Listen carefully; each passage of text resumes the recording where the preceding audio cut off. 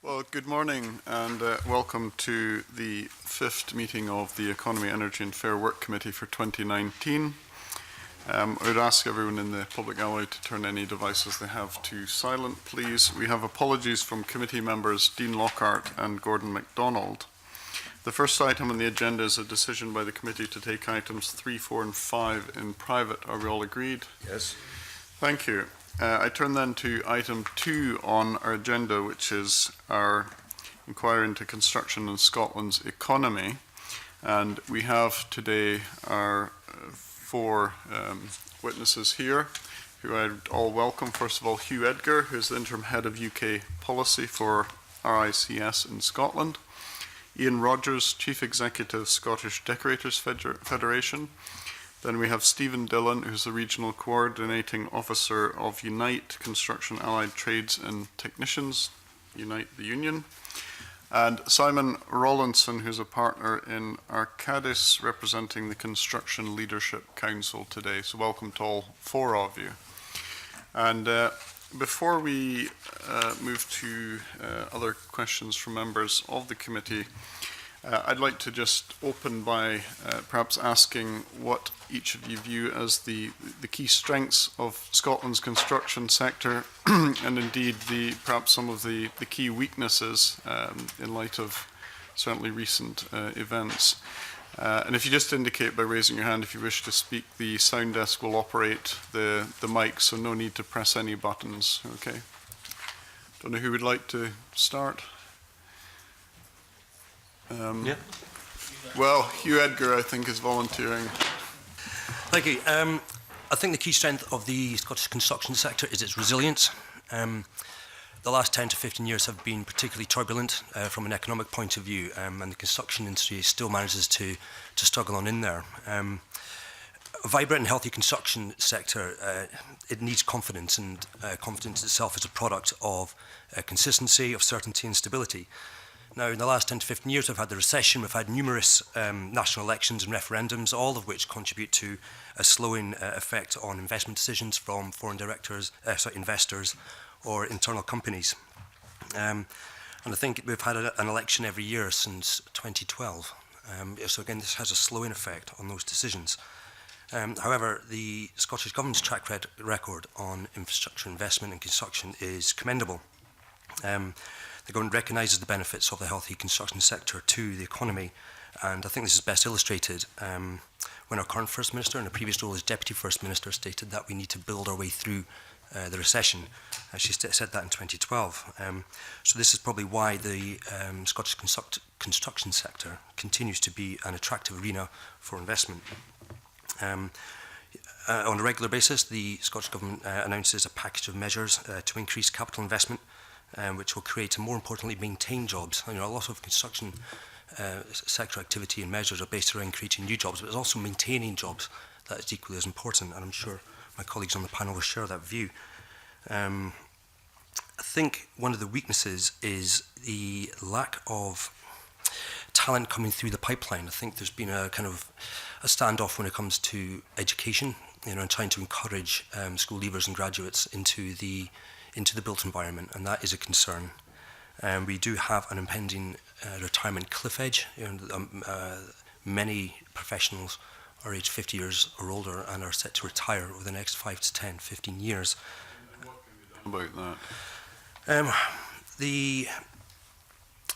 Again, as I said a moment ago, it's trying to encourage more school students and university students into the built environment, into the professions, as a means to replace those that are leaving the sector, and that is difficult. And obviously, we have been somewhat dependent on EU migration, but at the same time, we need to focus on the domestic pipeline.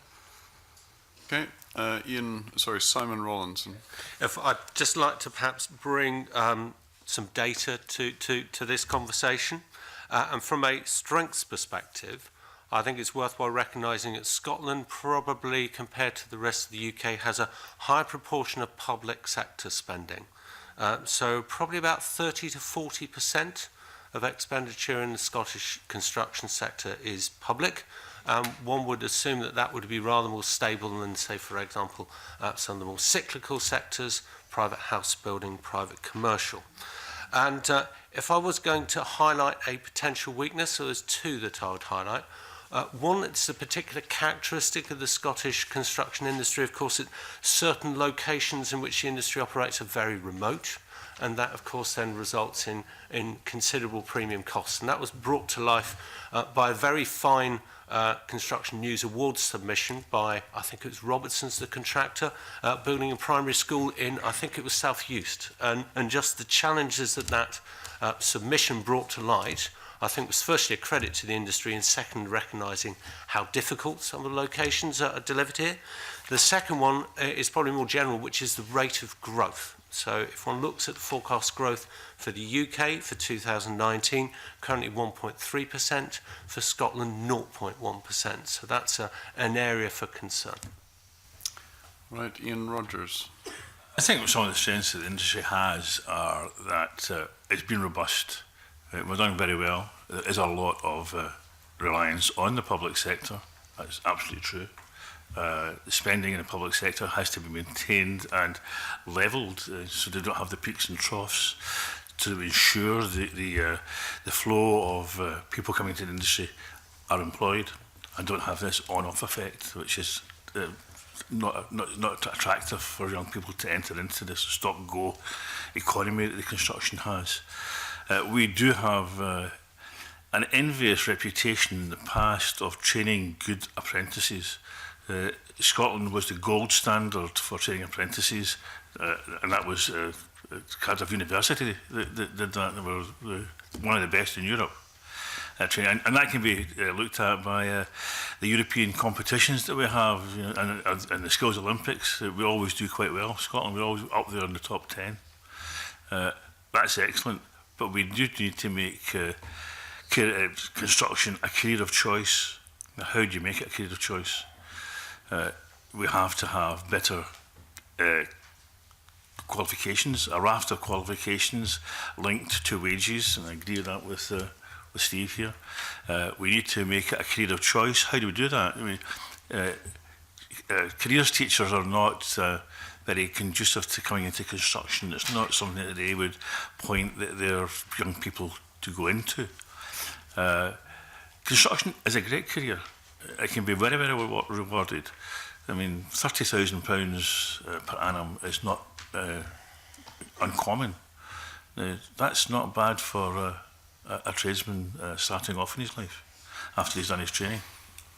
Okay, thank you. I'm happy to bring Stephen Dillon in now. I should say that not every member of the panel needs to respond to every question. Obviously, as we go through it, we'll try and build a discussion here, but I'll hand over to Stephen Dillon. Chairman, I'll be brief, and thanks to my brother Brush there for mentioning the patent. But one of the strengths for Scotland's construction industry, as Ian's already mentioned, is the gold-plated apprenticeship scheme. Now, we need to protect that, and we, Unite the Union, will be protecting that at all costs. Recently, it's been tried to be watered down from some sectors, and we need to protect that at all costs, because that's the future of the industry. That's where we are today. One of the weaknesses, and it's been a weakness in the industry for years, is the employment practice. And, you know, when people are through their apprenticeship, you know, what happens to them then? You know, that's the weakness of the industry. It's about how we look after the people in the industry. We keep talking about the building, the materials, the design, but nobody ever talks about the people who work in it. That's who we need to look after. Most of these people, when they finish their apprenticeship, have to go, basically work as, you know, what we call bogus self-employed in the industry. And I'll go on to that later on, Chairman. All right, thank you. I'll turn now to Angela Constance. Thanks very much, Convener. Just picking up on some of the contributions there, particularly in terms of apprenticeships and skills.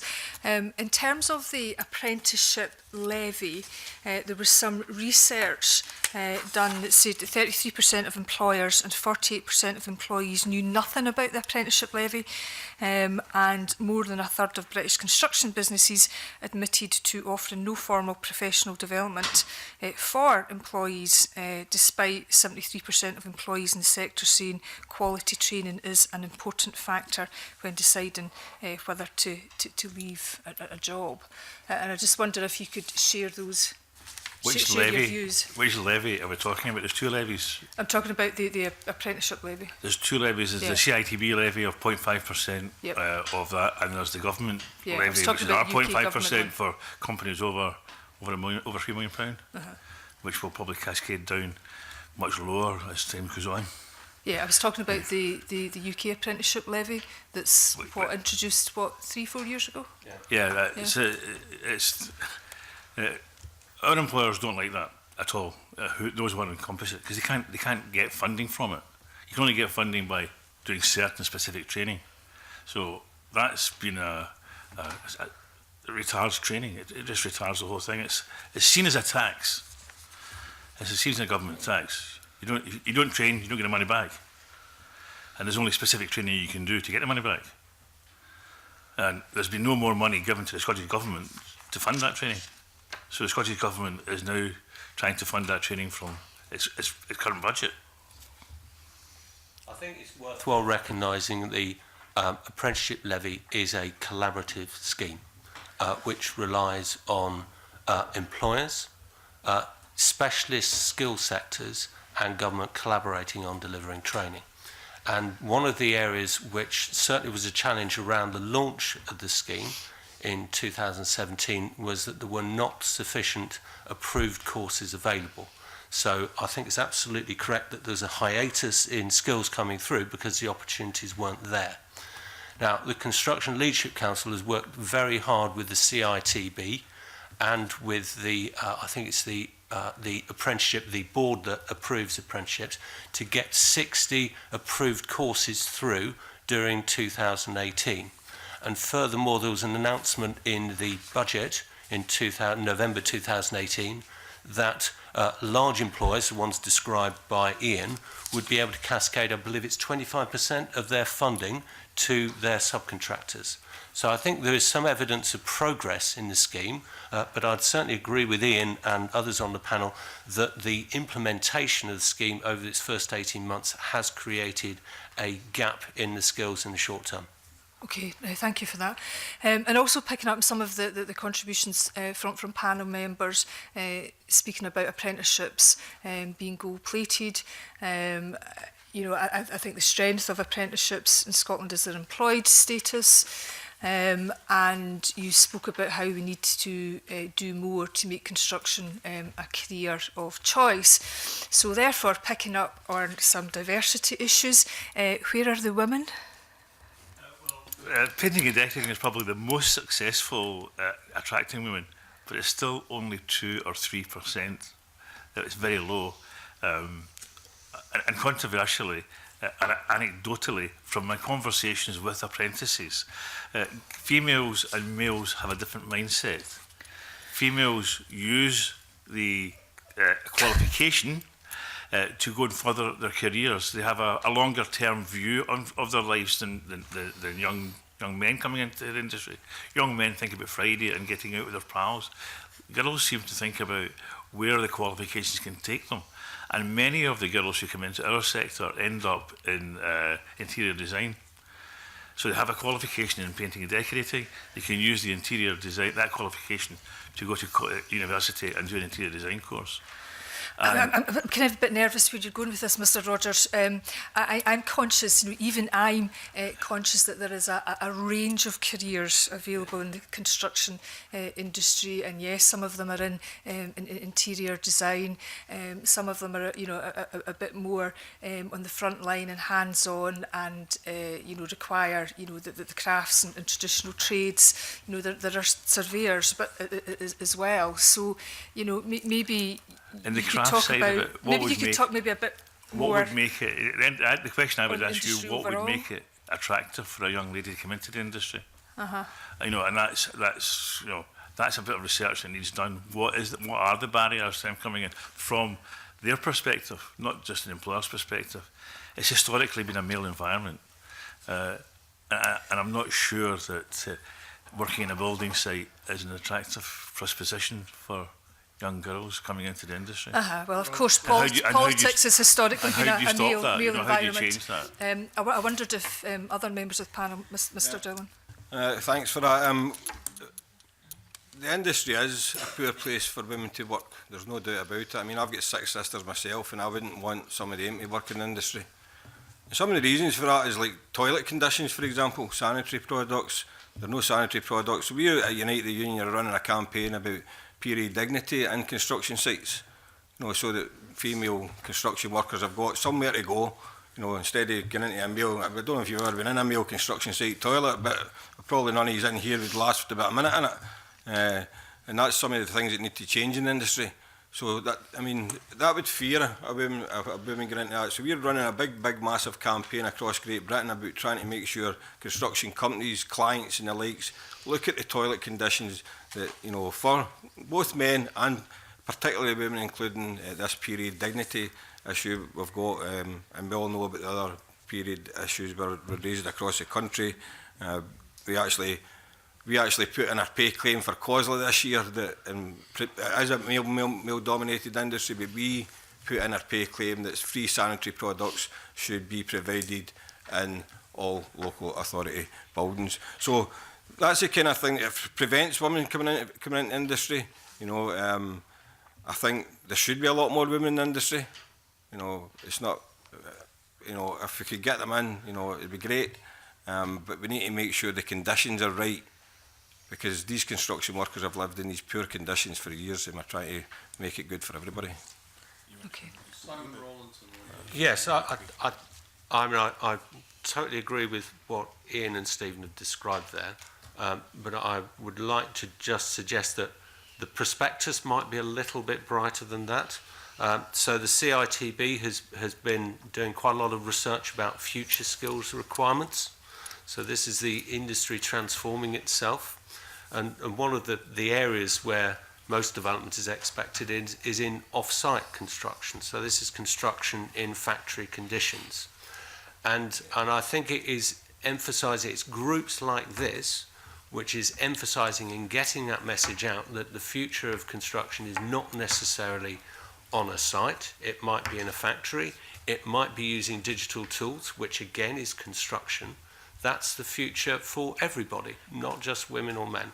And I think it's the more that that message is communicated externally, is the way that we change the brand of the industry and the way that we attract everybody. Okay. You wanted to come in and then, sorry. There are opportunities out there for girls in construction.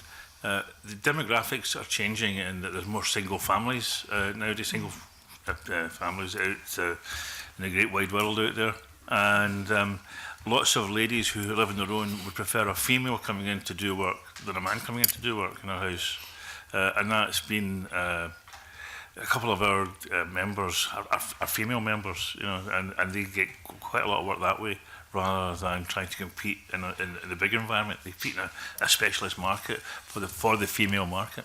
I think Hugh Edgar wanted to come in and then back to Andrew LeConstant.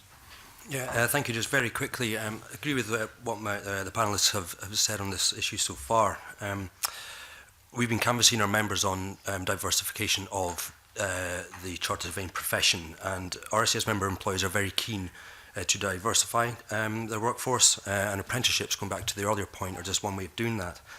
Now, coupled with the innovative recruitment process that they undertake, many of our member firms are increasing the diversity. However, in Scotland, the apprenticeship recruitment process is less able to utilise these innovative processes due to the challenging nature of the application process. So that's something which this committee might want to look at.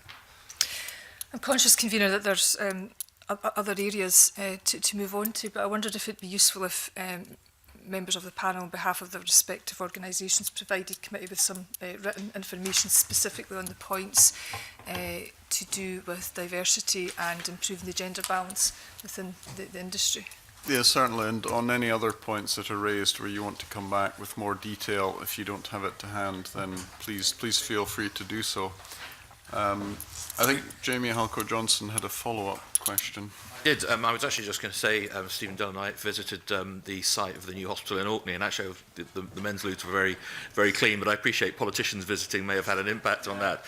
And I was also going to talk about the changes in construction, but I think Simon Rawlinson picks up on that, the fact that modular will play more of a role. So can I ask, in terms of I suppose, how to encourage more women or people from different backgrounds, and are we getting into, say, schools and promoting construction as a career early enough? I know that was something the CITB picked up with me when I met with them, that we actually, or the sector needs to get into schools perhaps earlier.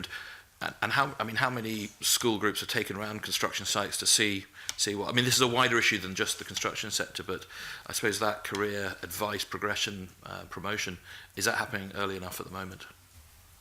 No, it's a short answer. CITB, at a time when Scotland is becoming more devolved from Westminster, CITB is becoming more centralised. In fact, there's been a number of redundancies announced up to date, and there'll be more coming. So much of the work that's going to be done by CITB is going to be done south of the border. That needs to change. We need to have a Scottish-run CITB looking particularly at the problems in Scotland. CITB have retreated from doing work at schools, and it's now been left to others. We are looking at, as a federation, we are looking at getting funding to do some school work and get some guys, some children out of schools into work experience, and give them some qualifications. So we're working with Skills Development Scotland and CITB on a funding package to do that. What age should that be starting at? We'll be looking at the 14 to 16, what we would call the Skills to Work programme, probably change that to something more meaningful, and then hopefully get the industry to agree that any qualifications attained there would be a credit towards their apprenticeship. So that's quite a novel idea, and it still has to be discussed with the union to see if that would fit with what they're looking for. But that's where we're going just now. But we do need a much more Scottish-controlled training board. If I can just add a clarification, the CITB reforms are devolving the delivery of training locally. So it's effectively the identification of need which is being brought into the centre, but the reform programme, which is fully supported by the Construction Leadership Council, is a 3-year programme backed by the industry to devolve training to where it is delivered. One thing I'd just like to mention from an Arcadis perspective is that we support a programme called Class of Their Own, which runs a design and construct GCSE. So there is a formal qualification in the construction industry which is increasingly available across schools, and that will also be delivered as an A-level, T-level. So therefore now we have sort of formal qualifications which apply to the construction and the design disciplines. The final thing around CITB is that we are trying very hard to create a single entry portal into the industry. This is one of the problems that the industry has, is no clarity about who do you go to. So as Stephen and Ian have very clearly indicated, it's not clear who the employers are, for example. So by having a single entry, Go Construct, then it makes it much easier for people to decide how they want to enter the industry, whether they're a decorator, a ground worker, or an engineer. Yeah, I just want to add to that. RSCS does its fair bit of engagement. You know, we go into schools, we accredit university courses to help people on their career to become a chartered surveyor. And again, this goes back to one of the points Ian mentioned earlier about the attractiveness of the construction sector. When you look at the recession and the number of layoffs that there were, you know, people, you know, losing their jobs and not coming back into the sector, that's not exactly a good pool, you know, to people, you know, who are beginning to make life choices in terms of what their career path will be.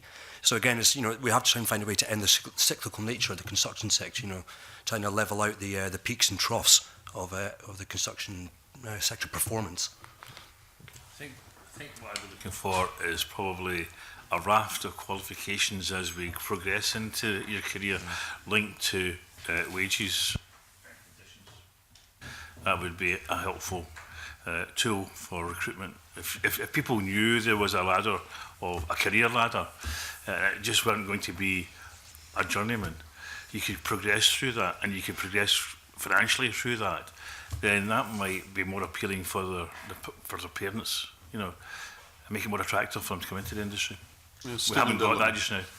Just quickly, Chairman, you mentioned the bit about the MSP going to visit a construction site. Well, that's a bit like the Queen going round, she smelt paint everywhere she went, and everywhere she goes, you know. So, you know, and that's the standard we should be having in every site.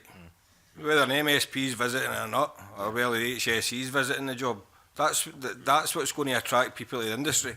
One of the things that's not attracting females to the industry is the pension scheme's garbage. It's hopeless. None of you be doing it, innit? You know what I mean? It's no good for the workers the male workers. It's going to be no good for the female workers and the families. So the pension scheme's garbage. There's nothing about childcare in the construction industry. Our young mothers, for example, going to be in and out, come in and out the industry. Nobody's ever looked at anything like that for construction, and he's looked at it on its own for females. Also, we seem to talk about construction in a new build. Everything's new build. A lot of construction, the majority of construction is repair and maintenance. Isn't off-site. It can't be off-site because it's already there. So the repairs and maintenance of construction sector is a big sector. What percentage of the sector would it be? I think you're over In 33, Scotland? 35%. There's repair and maintenance, which is huge. Turn to Jackie Bailey. Thank you very much, Convener. Can I turn to money? I've argued for a while that there should be project bank accounts, and up until, I think, last year, none were ever used in Scotland. I'm delighted the Scottish Government are confirming they're going to consult on cash retentions for construction projects, I think, in the spring. I wonder whether you could unpack for the committee how prevalent issues are with payment terms and payment behaviour. Start with Simon Rawlinson. Just before I start, currently there is an inquiry into payment and retention in the UK Parliament, so that has been running for the past year. It's an extremely complicated situation, so I think what's become very clear from that consultation is that as many people who are, say, for example, against the holding of retentions, there will be exactly the same number who will want to hold it for different reasons. So typically the reason for not holding it is cash flow. The reason for wanting to hold it is to have some assurance around the maintenance of quality of work. I think there's a bigger question, which is around the transparency of the industry, and therefore whether employers, whether they are in the public sector or the private sector, actually know what's going on in that supply chain. So if we would take the example of a project bank account, that might solve the problem for the immediate subcontractors who sit under the main contractor, but is no solution for the many, dozens, potentially hundreds of suppliers who sit in the third and fourth tier. So I think the solution, which is actually in terms of people being able to demonstrate whether they've been paid, and if they haven't been paid, whether there's a good reason for that money being retained, may well be a solution. Just turning very quickly on project bank accounts. The committee is probably aware of the very low levels of profitability, particularly amongst tier one main contractors in the industry. So the top 10 contractors in the UK made an average profit, I believe, of 0.5% in 2017-18, depending on the latest audited figures. The costs of a project bank account in cash flow terms will more than exceed that profit level. So what will effectively happen is that the costs of projects will need to rise to finance that cash flow. So there's no zero-sum game here. So it's one that will have an implication, whether it's for the main contractors, for the clients, as well as for the lower tiers. But it potentially protects the interests of subcontractors, certainly at one level, It will, that the government then doesn't need to bail out because the company goes bust. it will, well, if one was going to make an observation around Carillion, for example, I'm coming to that. Most of the organisations preempt were bailed out were not delivering projects. They were delivering what you might describe as services, so that wouldn't be covered by a project bank account.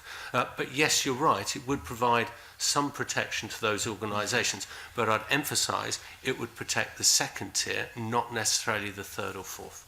Okay, I suspect Stephen Dillon might have a different view. I have, funny enough, I have got a different view in that, and you mentioned the tier one contractors. Sometimes they, you know, it doesn't matter if they get want a profit or not, because it's basically all dealt with in stocks and shares and how much their business is looking on the stock market, and not really about the actual project itself. So some of these companies buy contracts even at running at a loss. So I'm not really bothered about the big major players when. At that stage, it is more about the medium to small size companies, and it is a great thing for them, you know, where they can be guaranteed their money. Because if I go home to my missus and tell her, oh, by the way, I might hold some money back for you this week, she'll tell me another thing, you know, she'll make sure I get that cash out to her. The companies are no different. If people are supplying a service, they should be paid for it, and there should be a time scale on it, which is in the details. So that the workers, not the companies, the workers and the subcontractors that they are probably working for them as well, all get paid. And it really needs to happen, because really the tier one companies, you know, I don't need to tell you how they operate. Sometimes, as I say, you know, they're not really bothered about whether or not the company's are actually making profit. It's all about the stock market, in my view. Can I agree with Steve there? We do need project bank accounts. We need a much more robust way of getting paid. Not even just our retention money, but getting paid normally, getting our valuations paid without the main contractors deducting sums from it unfairly. What sums do they deduct? Just well, so when you make a valuation, our colleagues in the RICS will have a look at that, and then they may dispute the valuation from the contractor, and therefore he'll get a much less valuation than he will throughout the project, leaving the bulk of the money till the last argument when you've failed and you can't get your retention back, because many tier ones use the retention as another main contractor's discount, because subcontractors don't know when the practical completion of a project takes place, so they don't know when to actually apply for the retention. Mr. Edgar, defend your profession. Well, in terms of valuation, you know, we report the market, we don't steer it, you know, so, you know, valuation's just taken at the time. But if I could just pick up on project bank accounts, you know, they basically provide a vital cash flow for SMEs. You know, without cash flow, you know, the SME would go under. It's as simple as that. They can make profit, but it's all about having that money coming in, you know, and going out to pay staff. On a quarterly basis, we canvass our members who operate in the construction and infrastructure sectors, and our most recent iteration came out in January. And across the UK, financial constraints were reported by 78% of our members to be the most significant impediment to building activity. And this financial constraints include access to bank finance and credit, but along with cash flow and liquidity challenges. So this is something that's certainly on our radar and very much a concern to our professional membership. Okay. That's the question about Carillion. I'm just, I get to ask you the questions, you get to answer them. Okay, so hold on. I do now want to turn to procurement and specifically look at Carillion and lessons learned, because I think it was a shock to everybody that Carillion went under, certainly to us, responsible for delivering on sizable government contracts, a huge network of subcontractors, all adversely affected, and the context in which we meet today strikes me as pertinent. So we've got McGill's and Company, devastating blow for Dundee, announcing 374 job losses, going into administration, and yet to the outside world, you know, things looked rosy. Up until last year, people reporting that they'd made increased profits, you know, that turnover was going up. So I keep asking myself, have we learnt any lessons from Carillion, and what does McGill's tell us is going on in the construction industry? Mr. Rogers. Has the construction industry learned anything from any of the people going into administration?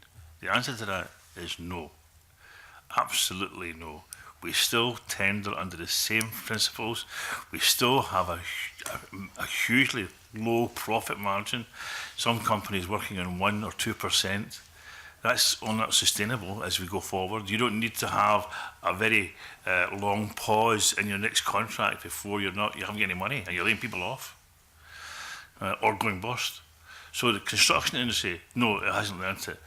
My question is, has the government learned anything from it? In the procurement, are too many projects going to one contractor, one main contractor, rather than spreading them through several main contractors? Is the way the government looking at the lowest tender the right thing to do? Is there another avenue there? Could we divest ourselves of the highest tender bid and the lowest tender bid, and something in the middle there is probably correct? So procurement was reviewed, as I recall, in 2013. You're saying it's just not working? It's not working. Okay. Mr. Dillon? Yeah, I mean, can I just say, Chair, it's really sad that it's happened in McGill's. I mean, I've been in this industry since a lad, and as an officer of the union, the amount of companies in any administration in Scotland is shocking. And the sad bit about that is the Scottish taxpayer and all that picks up the bill for those administrations. They pick up the bill for the redundancy, they pick up the bill for the notice pay, and they pick up the bill for any protective award or anything that comes at a later date at an employment tribunal. And some of these firms open up as a Phoenix firm a couple of weeks later. You know, so it's about directors of companies are needing looked at, and how when a company goes into administration, for example, how, you know, those people operate after the administration. They should be barred. Plain and simple. Them and their family should be barred for opening up another business. Devastating what's happened in Dundee. We're meeting with families in Dundee on Thursday evening, along with PACE for the Scottish Parliament.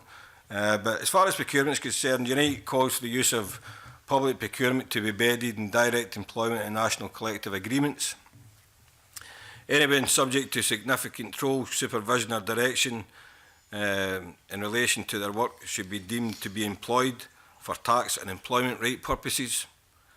There needs to be swift action by the government to prevent employment intermediaries, can't even say that, being used to disguise false self-employment and exploitative labour practices covering payroll companies.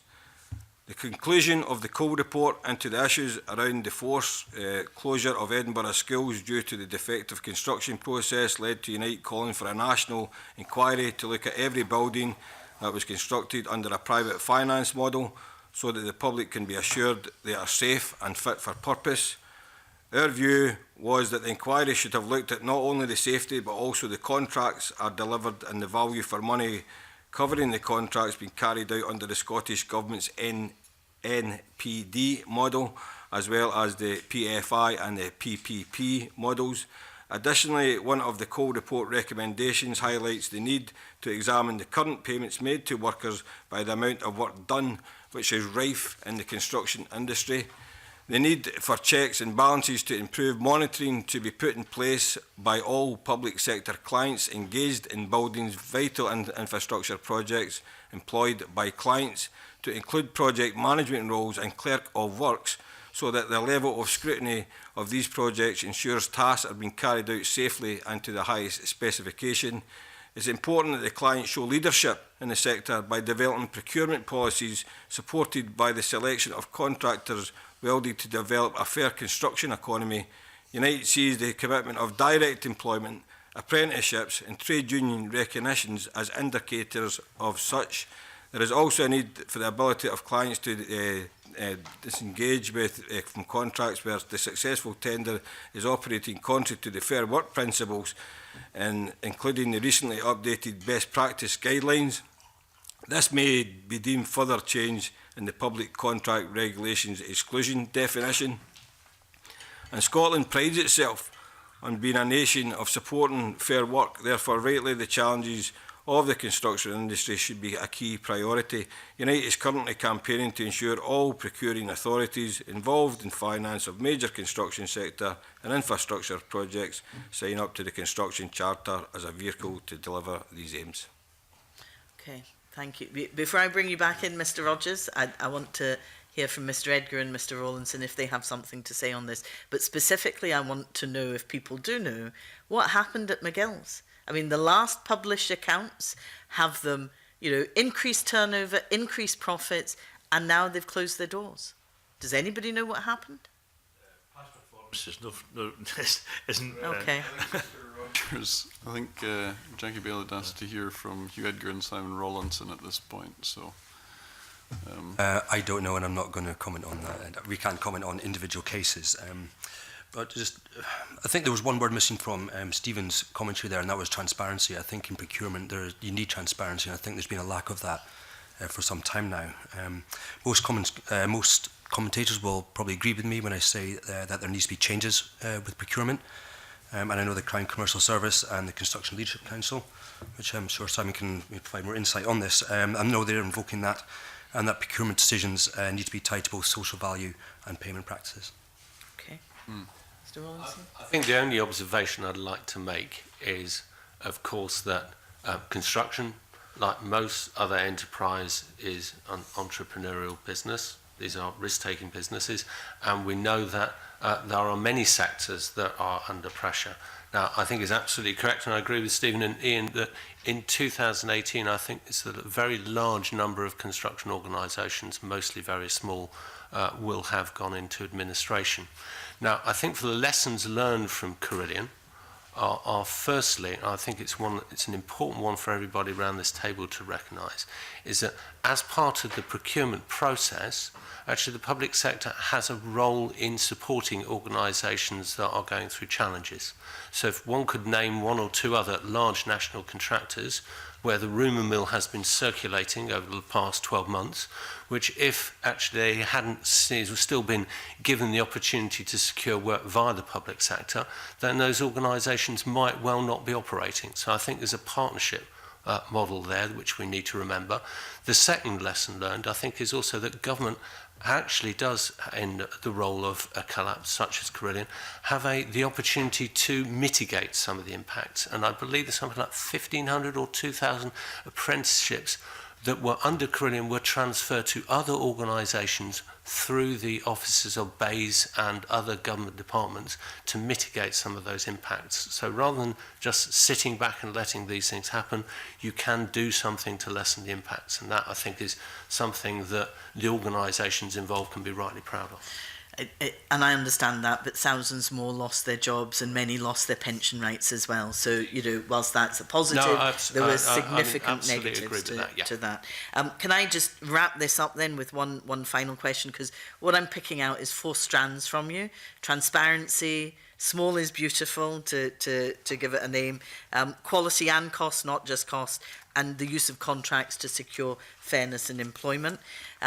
Taking all that into account, when you look at the current approach in Scotland, which is a framework agreement, hub companies, does that approach favour small firms or does it mitigate against them? Mr. Rogers. Our federation hasn't found any success in the hubs cascading down to smaller companies. The hubs have their preferred suppliers, contractors. They're used to working with them. They know how to work with them. They're not interested in cascading that down. And some of the smaller companies are not interested in working with main contractors. The payment terms, the retention doesn't make it attractive for them. All they're doing is using their meagre financial resources to underpin the work that they're doing for the main contractor. So how do you change that? And you can only change that through payment terms and retentions and project linking. Great, thank you very much. Mr. Dillon? Most people I come across, Jackie, on the hubs are just under tier 1, so the small contractors are getting nothing, and then so Ian's bang on, the small contractors are getting nothing out of it. They might get something further down the line if the tier, because sometimes a contract is subcontracted 5 or 6 times before the person actually physically goes out and does the job. So we need to start from the bottom up rather than from the top down. Probably about that. Okay, Thank you, Mr. Edgar. I think the Scottish SMEs are being squeezed out the hub. It's as simple as that. It's slightly flawed as it favours large companies that aren't necessarily Scottish-based, or you know, they're going down to the regional level, based in that region either. You know, and that can be concerning for local business. Yeah, and the overwhelming proportion of construction firms are SMEs, aren't they? Yeah. Yeah. Yeah. Okay. Mr. Rawlinson. The only observation I'll make is that there is a very difficult balance to achieve between, on one side, what you might describe as the continuity of workload, i.e. you've got organisations that are large enough to undertake sufficient workload with an organisation, a hub, to create some consistency of delivery and efficiency through process, and that desire to cascade work through to a larger number of small organisations. And I would observe that there is likely to be a trend towards increased capitalisation of construction businesses, for example, investment in off-site manufacturing, which will make it harder for small, undercapitalised organisations to compete. But on the other side, that should create the position where the employment conditions are better because those organisations are effectively, you know, more supported, they've got more investment, and they can provide better working conditions, for example, in factories. Thank you very much, Convener. Thank you. Colin Beattie. Thank you, Convener. I'd like to turn to the Scottish Government's policy to build 50,000 homes by 2021. How capable is the sector to meet Scotland's infrastructure needs and to drive growth as per the investment needs or investment strand of the economic strategy? Ian Rogers. I think most of the house developers, we call them house builders, but they're actually developers, they rely on the supply chain to build the houses.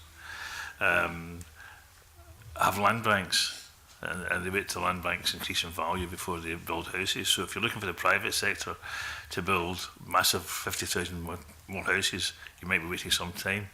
It might be better looking at another model of building affordable homes through local authorities and housing associations. So your view is that certainly from the point of view of the private sector, they are not able to support the government's policy on this? I think they can support it, but I think where they're going to build, they need to get the land somewhere, and who's got the land? Like who has the land? Who has that land? It doesn't sound like supporting if you're talking about them, you know, land banking in anticipation of the increase in price later. Yeah, but that's how developers develop. They don't buy a piece of land and then build on it right away. Generally, they go and build big land banks. If you look at any of the big house builders, they'll have massive land banks. But even now, and they're not building houses until they sell them. So the boom times of house building, where you would build a whole estate and then try and sell it, those days have gone. It's going to be built as required. It's a much slower pace of development of a piece of land, a piece of property. So are you saying that from the private sector's point of view that those 50,000 homes are not achievable? Probably, unless there's some government pressure put on. Yeah. So, sorry. Yeah. Well, I don't think it. Look, I think it should be achievable. If people are banking land and all the rest, the government should be using their powers and take it back after them if you need to build houses. It's simple. So one of the biggest problems we're going to have with building houses is the labour market. There are a lot of major projects starting in England. Maybe you've got HS2, you've got Hinkley Point, and it's going to drain the Scottish economy of craftspeople. That's one of the major concerns that this committee should have. We're going to have a skill shortage when these contracting that HS2 takes off, and the amount of Scottish workers that have moved down to Hinkley Point, you know, we need to look at that. If you're talking about building these houses, so maybe a case of boosting apprentice numbers, for example, so that we can build those houses. That's the kind of thing we need to be looking at. So is it your opinion that even now Scottish workers are already moving down to take on projects down south? Yeah, there are plenty of them moved down from one of the biggest projects in Scotland. Well, two of the biggest projects obviously was the bridge and the Aberdeen bypass. the next biggest projects, the Julian and the A9 at the moment. So they're all heading, all the people that are on the road up in Aberdeen are heading towards, you know, that Hinkley Point. And that includes crass people, you know, brickies, you know, joiners. And they're required to build these houses. So we need to boost the apprenticeship numbers as well as build the houses. But is boosting apprenticeship numbers in itself adequate to meet this? Depends. First of all, you need to make sure you've got the land, you've got the go-ahead to build the houses, you've got the finance. To do that, you know, you still need the workers at the end of the day. The workers are critical no matter what you do, because nothing will happen. You know, we were talking about 3D things. It's not going to be built with a computer. Brexit. You know what I mean? Rollins and Hugh Edgar have to say on these points. I'm just a clarification. I think it's important that the committee recognises that the supply chain and the labour force involved in the delivery of housing is almost completely different to the supply chain that is involved in the delivery of large civil engineering projects. So I think that is something that is worthwhile recognising. I think housing is a difficult area, but it's worthwhile recognising that the increase in the volume of housing delivered across the UK over the past 5 years, I think has increased by 30 or 40%. I'm very happy to deliver the numbers after that. So it is possible to increase output. I think it's also worthwhile recognising that increasingly large strategic land sites are converted into housing, and they take a long time. So the Letwin Review, which the committee may be familiar with, recognised that some of the large sites took about 10 years to deliver in housing, because of course you can't deliver too much housing into a market, because if you do, there won't be the sufficient demand. The recommendations of the Letwin Review were to change the tenure mix, so to have a blend of private, affordable and social housing, so you can accelerate the absorption of housing into a local market. So I think the sense that if you deliver lots of housing, the people will come, is the kind of mistake that's been made in China over the past 5 or 10 years, where you have these ideas of cities that are waiting for people to come along. So I think that sense of supporting the industry to increase its capacity is really important. And I hope that the committee are aware of the great success that Stuart Milne have had in securing, I believe it's a share of 6 million of funding in conjunction with Barratt Homes and an RSL L&Q in developing off-site manufacturing innovation. So that's something they secured just before Christmas, which I think is a great result for the sector and a great result for a very innovative Scottish house builder. I think technological changes are very important. There's a question whether we're doing enough in that regard, and the projections are that something like a quarter of construction jobs could vanish as a result of technology, which would help alleviate some of the labour shortage. How good are we at taking advantage of these technologies? If you look at what you're talking about, to build houses, you need planning. We haven't enough planners. We need infrastructure. We need sewage. We need to be able to connect to sewage. All of these things. There's some areas of the country that are moribund because you can't put any more into the sewage system. So there's a whole lot of different problems there that slow the actual process of house building up. Having been a house builder many years ago, it's slow to get onto site initially, and that needs to be looked at and speeded up in some way, especially in the affordable market. We're now looking at Brexit as a no-deal Brexit, possibly. That is going to stop the inflow of labour, because it won't meet the government's minimum wages criteria in some areas. We'll then be fishing in a pond that everybody's fishing in for apprentices. So the hotel trade will be looking at more apprentices, bringing in more young people. The motor trade will be looking for them. We'll be looking for them. Retail will be looking for them. We'll all be fishing in that same pond. And there'll be less people, there'll be less fish in that pond to come into construction. One last aspect I would ask about is the availability of finance for these projects. Would anyone like to comment on that? I think there's some very important developments in public sector finance. Now, I'm afraid I'm probably not going to be able to quote the exact fund, but I believe something like 10 to 15 billion has been brought forward into enabling infrastructure investment, dealing with some of the issues, for example, of capacity in transport and utilities, to enable housing infrastructure to be built forward, and I'll be again happy to provide those references. I think there's a real problem around finance for SME house builders, and this is the one area which I'm sure Ian and Stephen would agree is where a hole in the market has emerged over the past 9 or 10 years since the recession, which is that sector of house builders disappeared in that time. So again, the availability of SME funding, whether that's from banks or from the public sector, will help to increase the overall capacity of house building.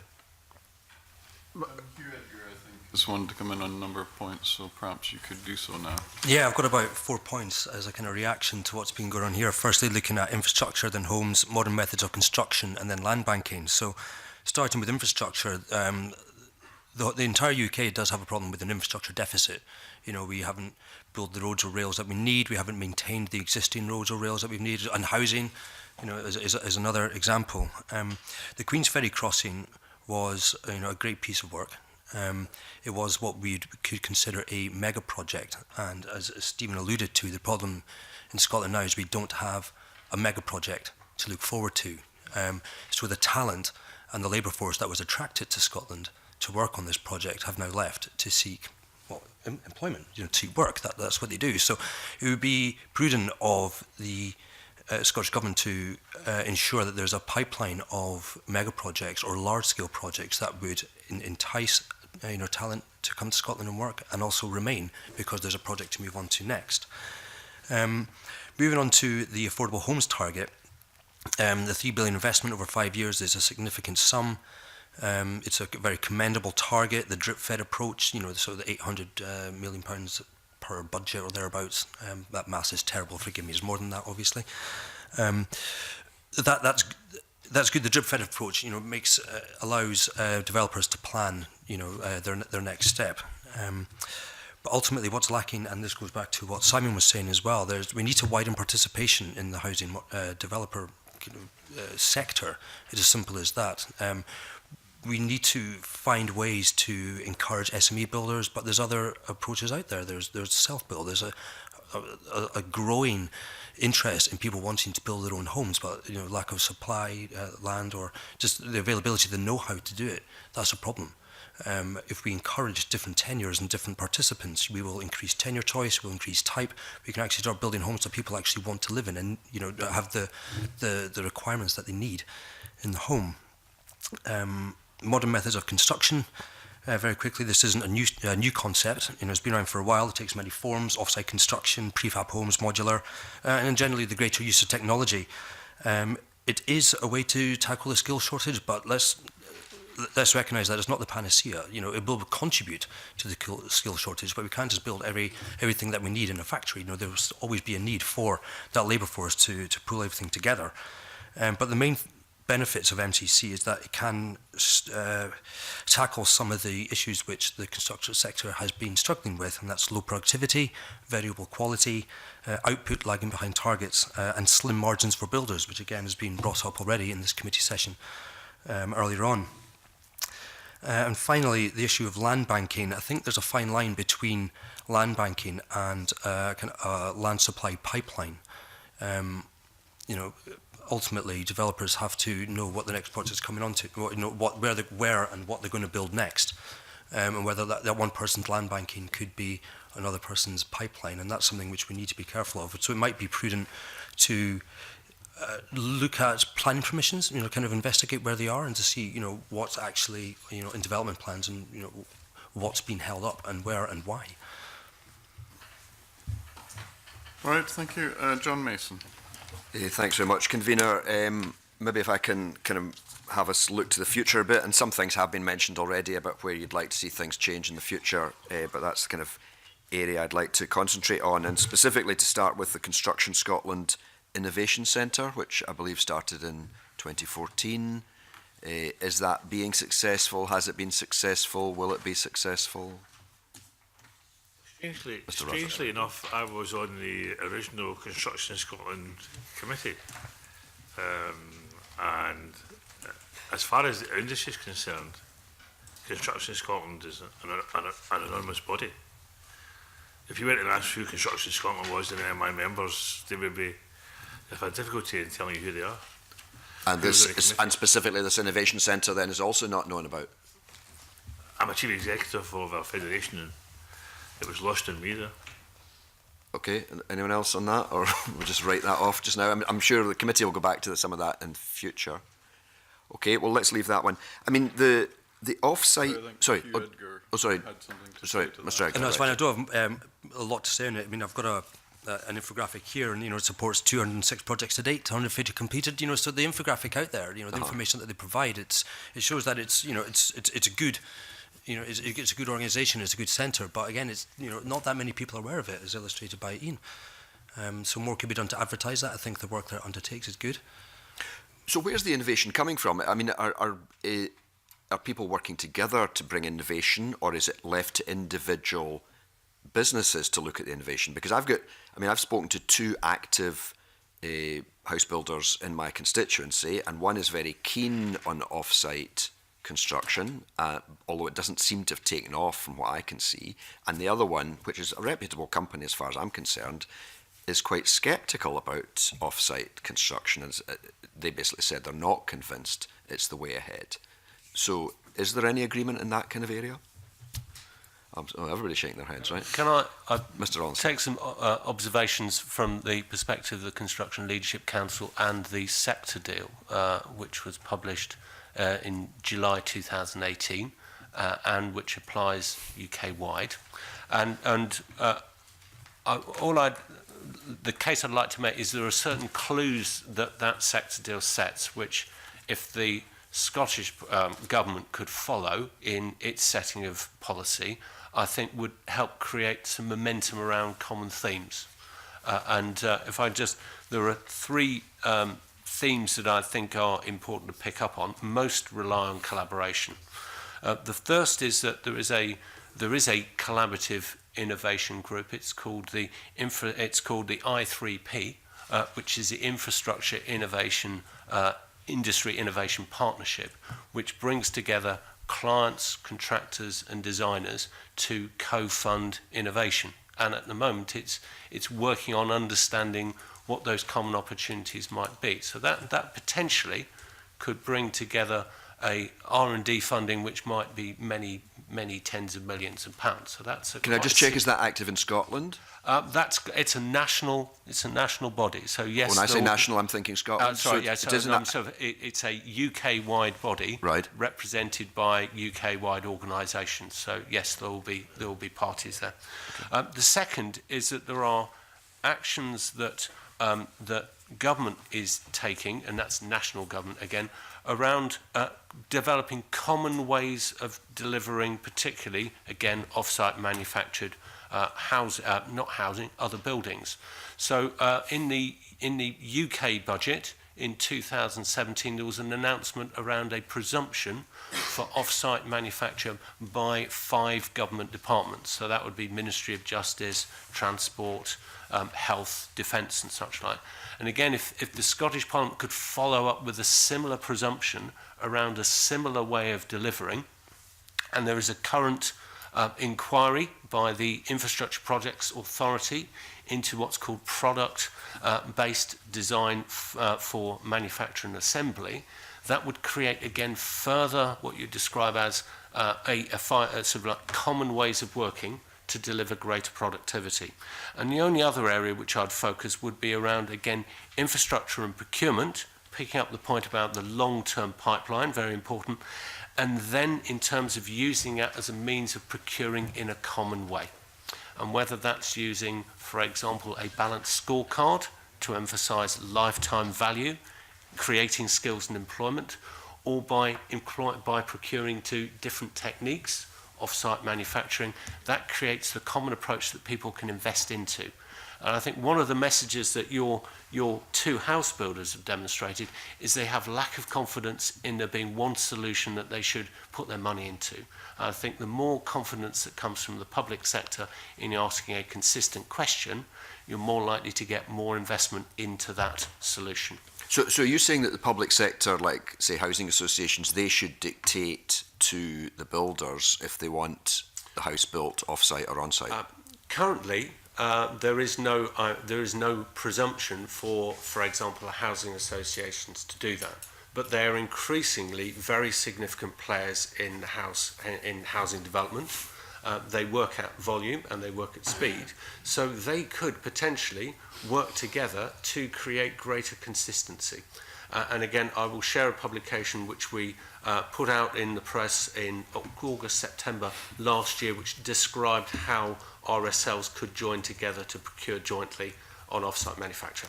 I think Mr. Rogers wanted to come in. Can I just kind of... Oh, and I'll take Mr. Egger first and then Mr. Rogers. I mean, we're going to... A lot of these things that are coming up today, we're going to spend more time on in the future, so we're just trying to get an introduction. But I still would be interested today to hear, you know, what are the kind of key arguments for and against off-site construction? Because, you know, we've heard a little bit about already that it might be safer and better working conditions, all that kind of thing, attract more people in if it's off-site. But again, you know, do we end up with as good a product? Is it not as solid? Does it not stand up to the weather? I don't know. Mr. Edgar. The point on the quality of the homes built, it's they get pulled up very quickly, and if you've ever been inside one, it feels like you're just in a normal, you know, on-site built house. That's my experience. You know, everyone's different. You know, I'm sure the two house builders you mentioned might have different views, and you know, their experiences might have led to their views on that. I just want to pick up a point that Simon made about rollout of MCC or parliamentary or government support for the rollout of MMC. We have to recognise that with that, we do need to upskill the workforce. You know, I think that's one thing we'd have to recognise is we can't just, you know, introduce a presumption in favour of MMC in public contracts without an upskilling of the workforce. Problem upskilling the workforce because so many are self-employed? I don't know. Right, that's not the issue, right? Okay. And also, it would be good if regulators become a little bit more familiar with MCC products, so they're better familiarised to the offer of MMC as well. Those are just two things, and I can expand on those further in my written evidence. Okay, that's great. Thanks. Mr. Rogers, you wanted to come in again? Having been a house builder in a past life, we did both off-site construction and conventional, and they both did different roles. When houses aren't selling as quickly, we would go into conventional construction, which is a slower form of construction than off-site. The off-site needed very high quality assurance of on-site inspection, because following trades, if they rip the vapour barriers, then you're ripping the heart out of the home and letting condensation into the insulation and the wooden structure itself. So the quality control there has to be much better on site. So that's going back to Mr. Edgar's point about maybe the skill of the work, a different skill set at least. It's the skill of not just the constructor, it's the skill of the plumber. When he's putting a hole through the vapour barrier, that has to be sealed properly, and not just a slash put in his pipe. So there's a different kind of skills, right? Yes, I get that. It's a knowledge of what he's doing, and what the implications are of his actions.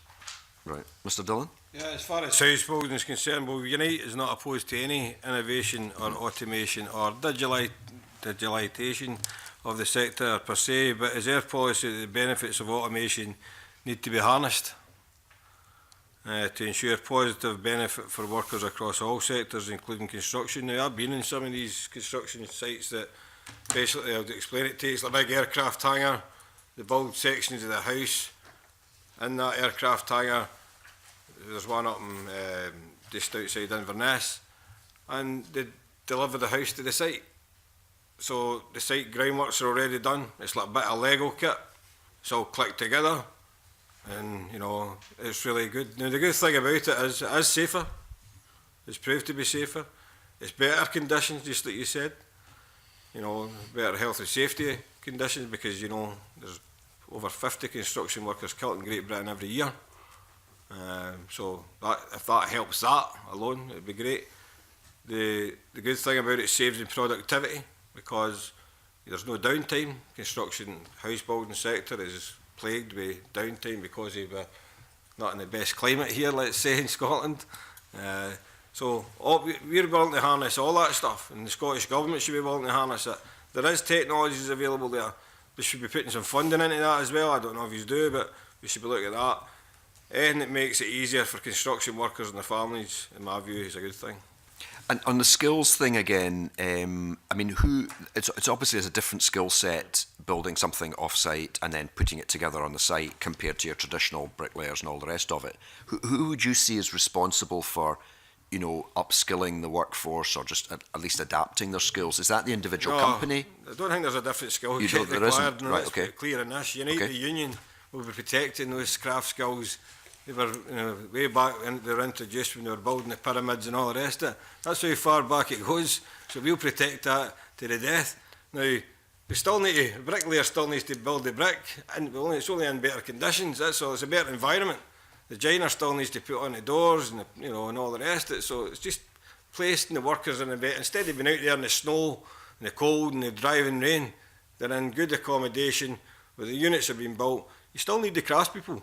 But what we need to protect again is people trying to water down those crafts to say, oh, we can just make you fit the doors. You're a door fitter now, you know. We don't need to be a joiner. You're just a door fitter.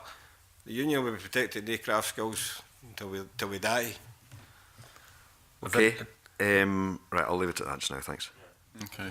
CITB has published research which looks at the specific skill sets that are needed to support the development of the off-site industry, and they as I think Ian particularly pointed out, the supervisory skills, and so the main contractor skills of understanding how the process changes is really important to get the productivity gains.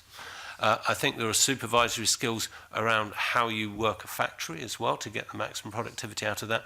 And I think one thing very encouraging for the trades that Stephen represents is actually the encouragement of greater multi-skilling. So that rather that you have somebody who does one thing, that they can do many things, which of course makes a job richer and potentially more productive as well. Right, I think we could debate that point probably for quite a long time. I'm sure we will. We'll go back to that one another time. We'll leave that just now. Thanks. Andy Whiteman. Thanks very much. If you're interested in off-site construction... Sorry, I think it is Mr. Whiteman who's speaking now. Thanks very much, Convener. In 2016, the Farmer Review was published, Modernise or Die, and it identified a lot of problems in the construction centre: low productivity, low predictability, structural fragmentation, poor industry image, workforce size and demographics, etc. I know the Construction Leadership Council are doing a bit of work to take this forward. I'm just wondering what impact this report has had specifically in Scotland and whether its lessons are being learnt by the industry here.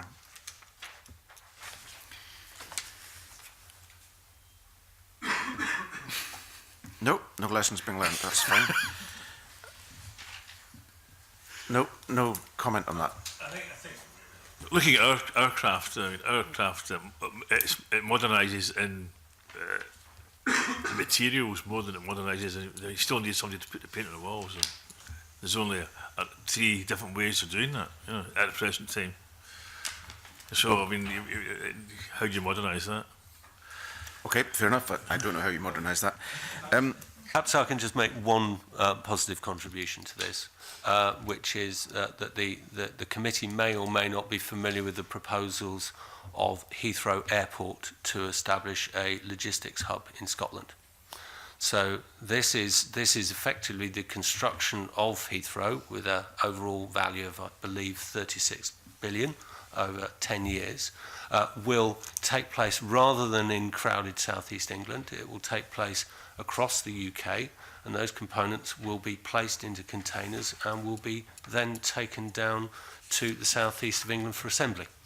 And that, I think, is probably as good an articulation that you're going to get of large clients thinking of the farmer principles of how do we deal with the skill shortage challenge, how do we spread the distribution of skills around the UK to areas where there are people, where there is unemployment, where we can do that, and where we can use some of these advantages around improved logistics and thinking and smart thinking around how we construct things. So I think that is actually a really positive story for Scotland, and if Heathrow can make it work, I think that will then be a watchword for other projects being delivered, instead of being delivered in situ, than being delivered where the skills are, and where, as Stephen and Ian have really clearly articulated, where the skills are in Scotland. Sorry, you're saying that's a response to the Farmer Review rather than the need to get SNP votes in Westminster to support Heathrow? I would say that is, Heathrow are an active member of Project 13. They have been active in probably every industry reform agenda over the past 10, 15 years. So Andrew Wolstenholme, for example, who ex-chair of the CLC, very closely involved in Heathrow, wrote the project Never Waste a Good Crisis. So I think that organisation has been at the forefront of construction innovation over an extended period of time, and I would not disagree that that the lobbying power of being able to spread construction around the country is very powerful, but they also are a leading light in the way that you change the way we deliver construction. Okay. Moving on to the big political hot topic of the day, Brexit. Obviously, there's still a lot of uncertainty around this, but what are the key challenges that Brexit poses to the construction sector in Scotland as we know today? Hugh Edgar. Yeah, I think the political uncertainty, more than anything, that's beginning to take its toll on commercial and industrial activity in Scotland. The protracted uncertainty caused by the stalemate is becoming ever more apparent with workloads in commercial and industrial sectors. Many are grinding to a halt across the UK. Now, this is a UK-wide issue, is not necessarily focused just on Scotland. And actually, just anecdotally, some of our professional members have started seeing Brexit qualifications attached to tender returns, stating that should the UK leave with a no deal on the 29th of March, then the contractor reserves the right to renegotiate the tender and renegotiate the programme. So our members are getting a little bit on edge as we approach the leave day. I think investment is difficult to project what's going to happen. That uncertainty is slowing anybody, all investment down. It could impact on materials coming into the country. It could slow that down, or may not get them at all. That could be an opportunity for construction companies to go into different areas. Labour is another one. Construction historically has got labour from when we had skill shortages. We got labour from abroad. So we're going to have to find somewhere else to get that labour. So that's on the labour question. Do you think the UK's immigration policy, in relationship to the qualifications and salary of £35,000, is going to be adversely affect your sector? It's a barrier to construction. Okay. On the skills white paper, the threshold's 30,000. The barrier is more actually around the employment model, and the issue of self-employment has been raised already. Both the skilled route and the temporary route, which potentially could work very well for overseas construction workers, most of whom currently don't spend more than a year in the UK, but it relies on a sponsor. And currently, the model, which is typically agencies have so effectively represented and then self-employed people, they aren't going to work through that sector. So again, I think one of the things that this committee could play back to, whether it's the Migratory Advisory Committee or back to Westminster, is through the consultation on that skills white paper, because it doesn't give a solution to construction. Whilst the CLC ran a conference in London 2 weeks ago, and in addition to skills, which we've covered, I think there are two areas which we highlighted, one of which is flow of goods, and this is particularly, I think, because the industry is so fragmented, it is very difficult to understand what goods might get stuck in what bit of supply chain. So if we take a building like this, it's very easy to see the external curtain wall and say, yes, we can order that in advance and we can make sure that arrives on time. But some of the products that go into the installation, you might not know when they were going to be delivered or who they were going to come from. So that lack of transparency is a real challenge. And the other thing which potentially might happen is around cash flow. With if we go into a no-deal situation, VAT would have to be paid at the border, whereas currently, of course, it's only paid when products are sold. So that is a potential cash flow for importers. The final one is around product regulation. And this is potentially a significant issue for exporters, because when we leave the EU, then UK manufactured products will no longer be certified for use in the EU, so they will have to be certified twice, once in the UK, once elsewhere. So that becomes a barrier for our exporting manufacturers as well as those importing products. Yeah, I mean, our view is the scenes at Westminster over the past few weeks have been embarrassing for this country in politics as far as Brexit is concerned. Construction workers basically have had enough.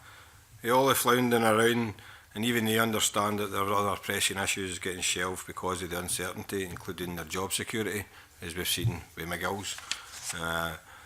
But by the way of context, let me be clear on the position that our union has taken on this extremely serious matter for both Scotland and the UK economy. Unite's policies are democratically agreed by their members at conference, and in 2016 they set out a position accepting the result of the referendum on the UK membership of the EU. Our priorities for dealing with the process of Brexit were paramount to any UK future economy outside the boundaries of the European Union. Unite's priorities are clear: defending employment rights, terms and conditions and regulation standards that exist by virtue of agreements through the democratic structures of the EU, and opposing dog whistle racism by the rise of the far right, unleashed against workers that came to live and work in the UK and who make invaluable contributions to our society and our wealth. Thank you. All right. Well, I think that brings us to a conclusion. Hugh Edgar, you would like a last word, perhaps? Yeah, just a couple of points just quickly on the impact of Brexit. One of the issues that haven't been brought up is the European Investment Bank and how much infrastructure that supports in the UK. If we leave the EU with or without a deal, the chances are that we will lose access to this vital funding stream. And at present, I don't think the UK government has planned to introduce any kind of replacement funding mechanism for the EIB. Now in Scotland we obviously have the National Investment Bank and the precursor, the Building Scotland Fund. I'm still not entirely clear how the funding mechanisms work for them, but that could be used to support infrastructure projects, and going back to my earlier point, mega projects. On a final point, again, this goes back to procurement. The EU procurement rules are very stringent, and they're very good because they prevent any kind of mishaps or bad deeds in the procurement process. However, with the UK departing from procurement, we do have the opportunity to set up our own procurement, and within that, and I'm not saying we should, but within that model, our future procurement model, we could place an emphasis on the use of local trade, local materials, which at present you're not allowed to do. So I think there's opportunity with Brexit. Thank you. I think Stephen Dillon wanted to come back on the point you raised, so I'll allow him to do that. Yeah, thanks for that, Chairman. Can I just say that, it's one thing we've not really spoke about, and I did speak about it myself, it's the employment practice of, employing people in this industry through umbrella companies. Can I just say this piece about a Unite member said to us, and I think it's critical that we listen to it. I wait for a text every Friday. This is somebody who works for an umbrella company. Friday to say if I'll be working the following week. I book a holiday and go away with my family, there's a real chance that my place at work will be taken by another worker and I'll have no work. I'll take a day off, I might be replaced. I can call in sick, I might be replaced. If I don't work every shift, I'm offered, no matter how short, notice I might be replaced. I pay an umbrella company a fee of £100 per week and get my own wages. To get my own wages, I have no holiday pay, no sick pay, no unpaid holiday pay. I can't work anywhere else as there's no work. If there's no work for a few weeks. In the rail industry, I can only have one sponsor. My holiday pay is actually a percentage of my net income. That's taken off when I get back at gross. So it's taxed twice. I also pay both employers and employees national insurance. So I'll finish on that. That's one of the practices that happen. Right, well, thank you. I think that's a completely new point, and I see Ian Rogers might want to bring in yet another new point, so we'll stop there. Thank you very much. We've run over our time, so thank you to our witnesses. I'll suspend the meeting at this point to change over witnesses. Thank you very much for coming in, to all four of you.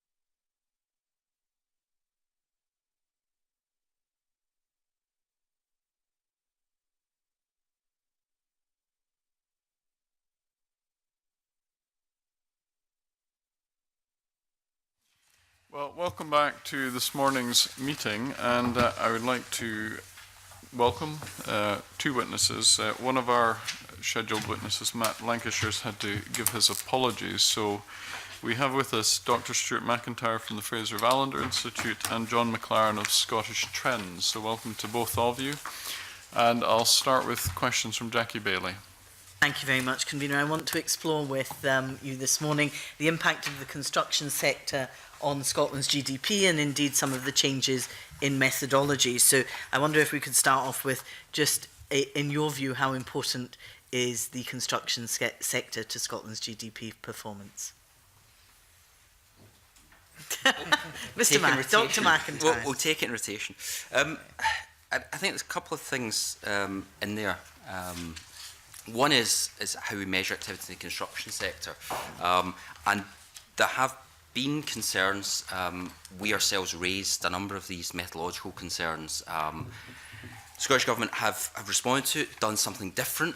That has changed our understanding of the last kind of 4 or 5 years worth of economic growth in Scotland, as they've changed methodology. Talk about that in a second. To something which is, I think, approximating a better methodology. It's not perfect, and there's still work to be done on it. But on the measurement side, progress has been made. I think there's feasibly scope for further progress, particularly as we move to greater use of VAT data. So one of the issues at the moment, or one of the issues that we first raised was, if you looked at activity in the construction sector, it seemed to bear little relation over the kind of last 4-year period to what we knew to be activity employment, for instance, in the construction sector. And a big part of that was down to the way that the construction sector data produced by ONS was being incorporated into the Scottish GDP figures. Okay. Yeah, sorry, it was a startling point. So essentially that issue was addressed to some degree by work undertaken by Scottish Government statisticians. So rather than relying on orders data to apportion regionally the data that ONS were collecting on a monthly basis about construction sector turnover. So that was the previous methodology, was the ONS were conducting the monthly construction survey, getting information on turnover in the construction sector, and then data on new orders was being used to apportion that across regions. And that was essentially the primary input to the Scottish Government's construction series.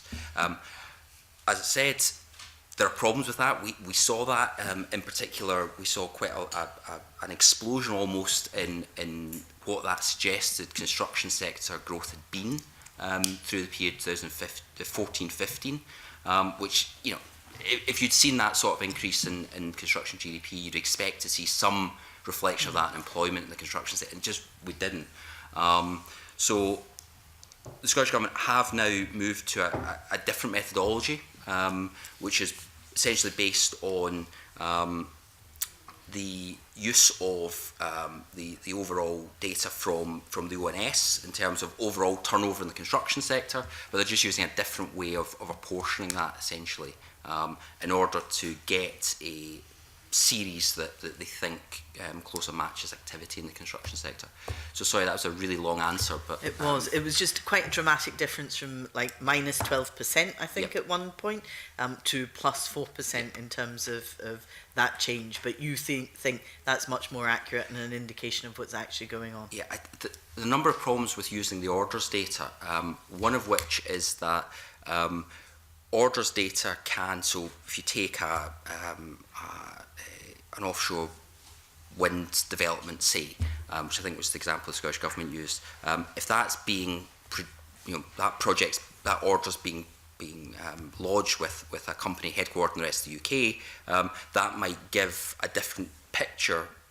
If you regionalise the UK data, the GB data, on the basis of orders placed, than if that had been a company headquartered in Scotland. So where these companies are headquarters, where the orders are placed, but actually the supply chain could be elsewhere. So as I said, I think the VAT data and the moves towards that will improve GDP measurement generally, but I think will also help in particular with the kind of short-term measurement of construction output. Okay. Can I ask John McLaren, not the specifics of the change, but somebody always used to say to me, if construction is booming, the economy is booming too. Is that correct? It's a good indicator that the economy is doing well. I mean, construction is a very erratic series. So when it goes down, it tends to go down more than, so after say 2008, I think it went down almost 15% in 2009, whereas the economy as a whole went down 2%. But then when it booms, as we've seen in recent years, it goes up by more.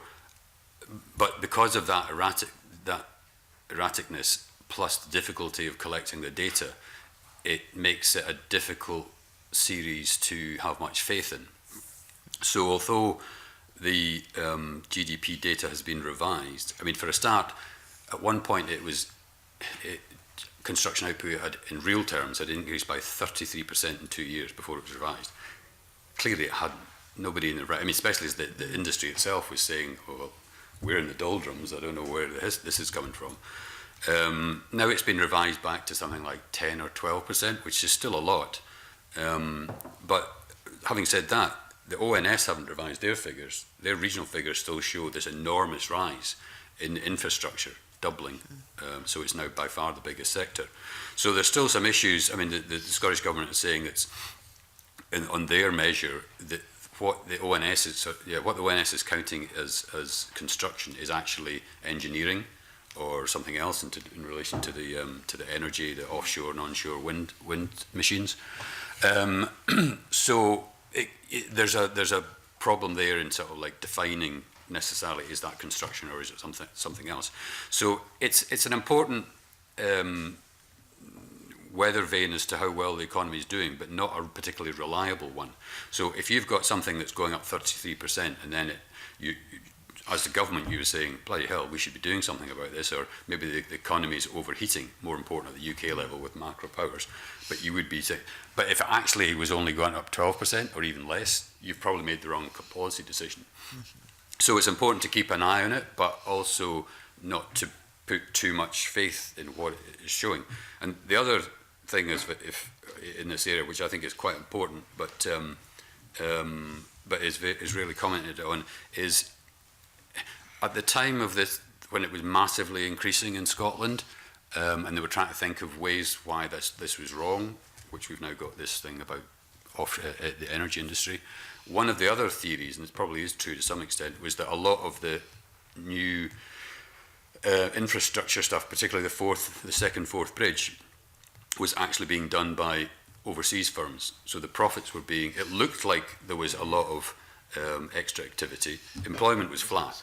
There was no increase in employment at all, even though apparently output had increased by 33%.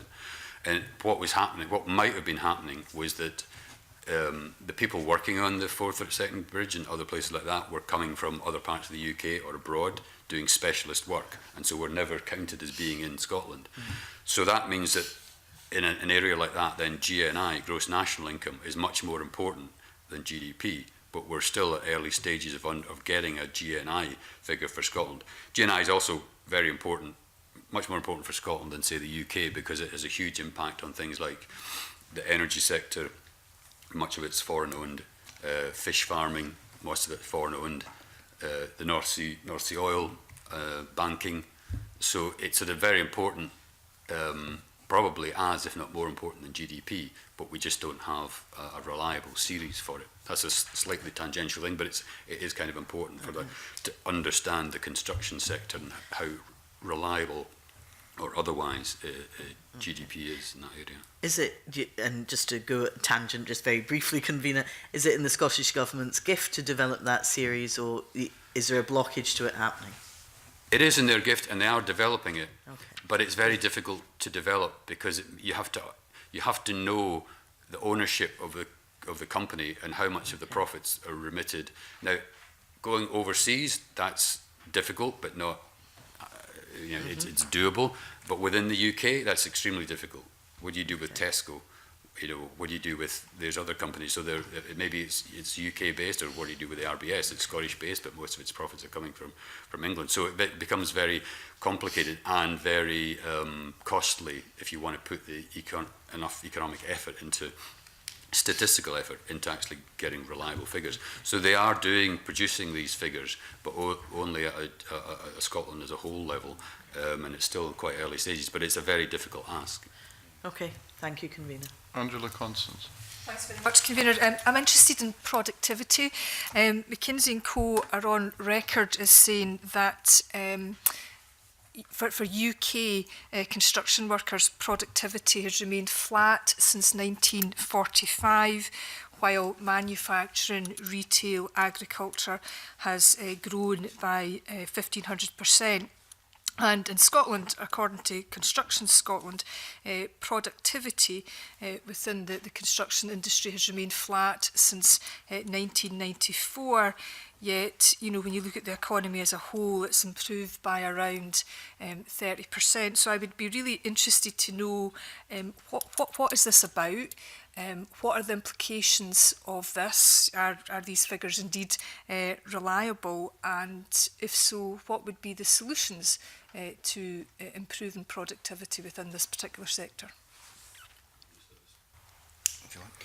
Just because I'm going to pick up from some of the things I've been saying before. Any figure that goes back to 1945, I wouldn't pay an awful lot of attention to. Even 1994. I actually think those figures for 1994, although it was construction in a Construction Scotland article, I think they relate to the UK, because there's only Scottish figures, as far as I'm aware, back to 1998. But the bigger picture is, yes, productivity is important. In the construction sector, it is traditionally low because there's a lot of self-employment. It's not a particularly industry that's it's mainly UK driven, and most productivity gains come from having international influences coming in and improving your productivity. There's the Scottish figures that I've got here, which go back to 1998, just to show how I wouldn't put much weight on them, shows that in 2015, productivity increased in the construction sector in terms of output per hour by 27%. Completely and utter rubbish. I mean, you know, it's impossible. I think it's almost pretty much technically impossible to do that. So what's happened? Output's gone up a bit, employment's gone down. Now, so to get to productivity, you've got two sides. We've already discussed the GDP side, which is the numerator, which is dodgy and a bit unreliable. But the denominator, which is the employment, is even worse. It shows almost no change over time. There's little bits of up and down. So even when, in the past, when it was going up 10%, as I say, this has been going down, which produces these big differences. And the reason that the employment is difficult to gauge is because there's a lot of self-employment, and they're not necessarily, it's not necessarily easy to pick up, or they may not be registering themselves in this area. So it's a very difficult area to get a good handle on, not just in Scotland, but throughout. So it's one of these things. Yes, productivity is extremely important, but do we have a good handle on it? Not at all. So I wouldn't believe those productivity figures, that are currently published. And unfortunately, that has, if you imagine construction industry increasing by 27% in 1 year, that will then feed through to alleged productivity for Scotland as a whole, because 6% of whatever the economy is, 6% of 25% is still quite a lot. So it boosts up apparent Scottish productivity. So this is a whole area that needs to be, again, taken with care, even though it is probably one of the most important areas in terms of improving. And to improve productivity, it's just the usual, sort of like we have low R&D, low innovation, especially in construction. There may be an issue over skills. We'll probably get onto that later on. But there's quite a lot of areas, more export, stuff like that you could do. But perhaps those policy areas we'll get into more. Okay. Before I turn to Mr. McIntyre, Mr. McLaren has given a really interesting deconstruction of the statistics of the reliability or not of measuring productivity. But is there anything that would help us get a better handle on productivity within construction? Is there something we're not doing? Is there a different approach we should be taking? I mean, you could go to to more micro data, look at it in terms of separate businesses, there'll be the things quite a lot of. Construction is not one area. It's you know, it's public, it's housing, it's infrastructure, it's repairs and maintenance, and it's commercial and industrial. And all of these will have be quite different. So, but if you were in, say, infrastructure or housing, you could perhaps go to some big companies and say, can we have a look at your data, you know, privately and put them together and see what seems to be, how much output have you been doing now compared to maybe not next year by year, but a period before, and is your productivity improving? But as I say, there's some issues in that in terms of there's a lot of small medium-sized enterprises involved in this as well. But there is something that could be done there. Although again, the bigger companies tend to have a much better productivity record than the smaller companies, and if the smaller companies dominate, you're not necessarily getting a true picture of how productivity has been moving. So without putting words in your mouth, there is something around a more in-depth focus on, you know, real companies, real businesses, and having just a better granular case study approach almost. Yeah, I mean, I think if we had that understanding somewhere in the Scottish Government or the statisticians or the economists, we would never have been saying that the GDP had been increased by 33%. I mean, I don't think any economist ever believed that, but it was, and I don't think any statisticians believed it, but it was still published. But if you had that relationship with the companies themselves, they'd be telling you this is not right. You need to either suspend the data or the series or rethink it before you publish it again. Thank you for that. It was interesting, Mr. McIntyre. Do you want me to follow on the back of that? Because I guess between that and actually some points in relation to questions from Jackie Bailey earlier that might just be worth clarifying a little bit.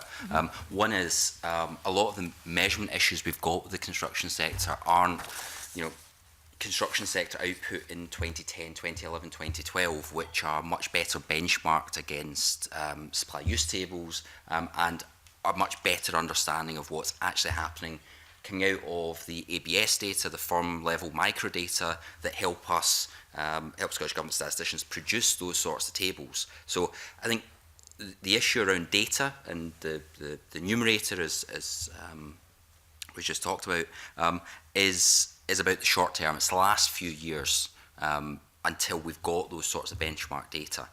So while data quality is of course an issue, and I think quite a lot's been done around that, to be honest. It's much more acute in the immediate past, which, you know, is what gets the headlines. People want to know, is construction up or down this quarter, that or whatever. So I think that's kind of worth bearing in mind when we think about output in the construction sector. I think a couple other points worth making. One is when we talk about output in the construction sector, that in itself is only a subset of construction output. A lot of what we intuitively think about as activity in construction takes place in other sectors. So we focus in on this construction sector as defined within the national accounts, but that omits quite a lot of what you might intuitively think of construction as being as a product. So, you know, we just need to be slightly careful, I think, about focusing in very narrowly in that sector as defined and ignoring activity elsewhere. But even within that sector, I mean, that sector itself is building, it's also civils, which is relatively high value added activity in contrast to a lot of what you might intuitively think of as construction activity. So just as we shouldn't take the construction sector to be construction full stop, even within that there are some differences and some important differences around productivity. Sorry. Okay, no, thank you. I mean that's useful. It reminds us that you should always dig deep behind the headlines, particularly when it comes to stats or indicators. I just wondered, in terms of the establishment of the Construction Scotland Innovation Centre, you know, your views on that, whether that's, you know, likely to help achieve change on the ground in the real world. I mean, I think one of the things, and this picks up actually on the point or the question you asked before about drivers of productivity improvement, I think two points are important. One is that when all the data we've talked about so far, we're focusing on labour productivity, output per job, output per hour.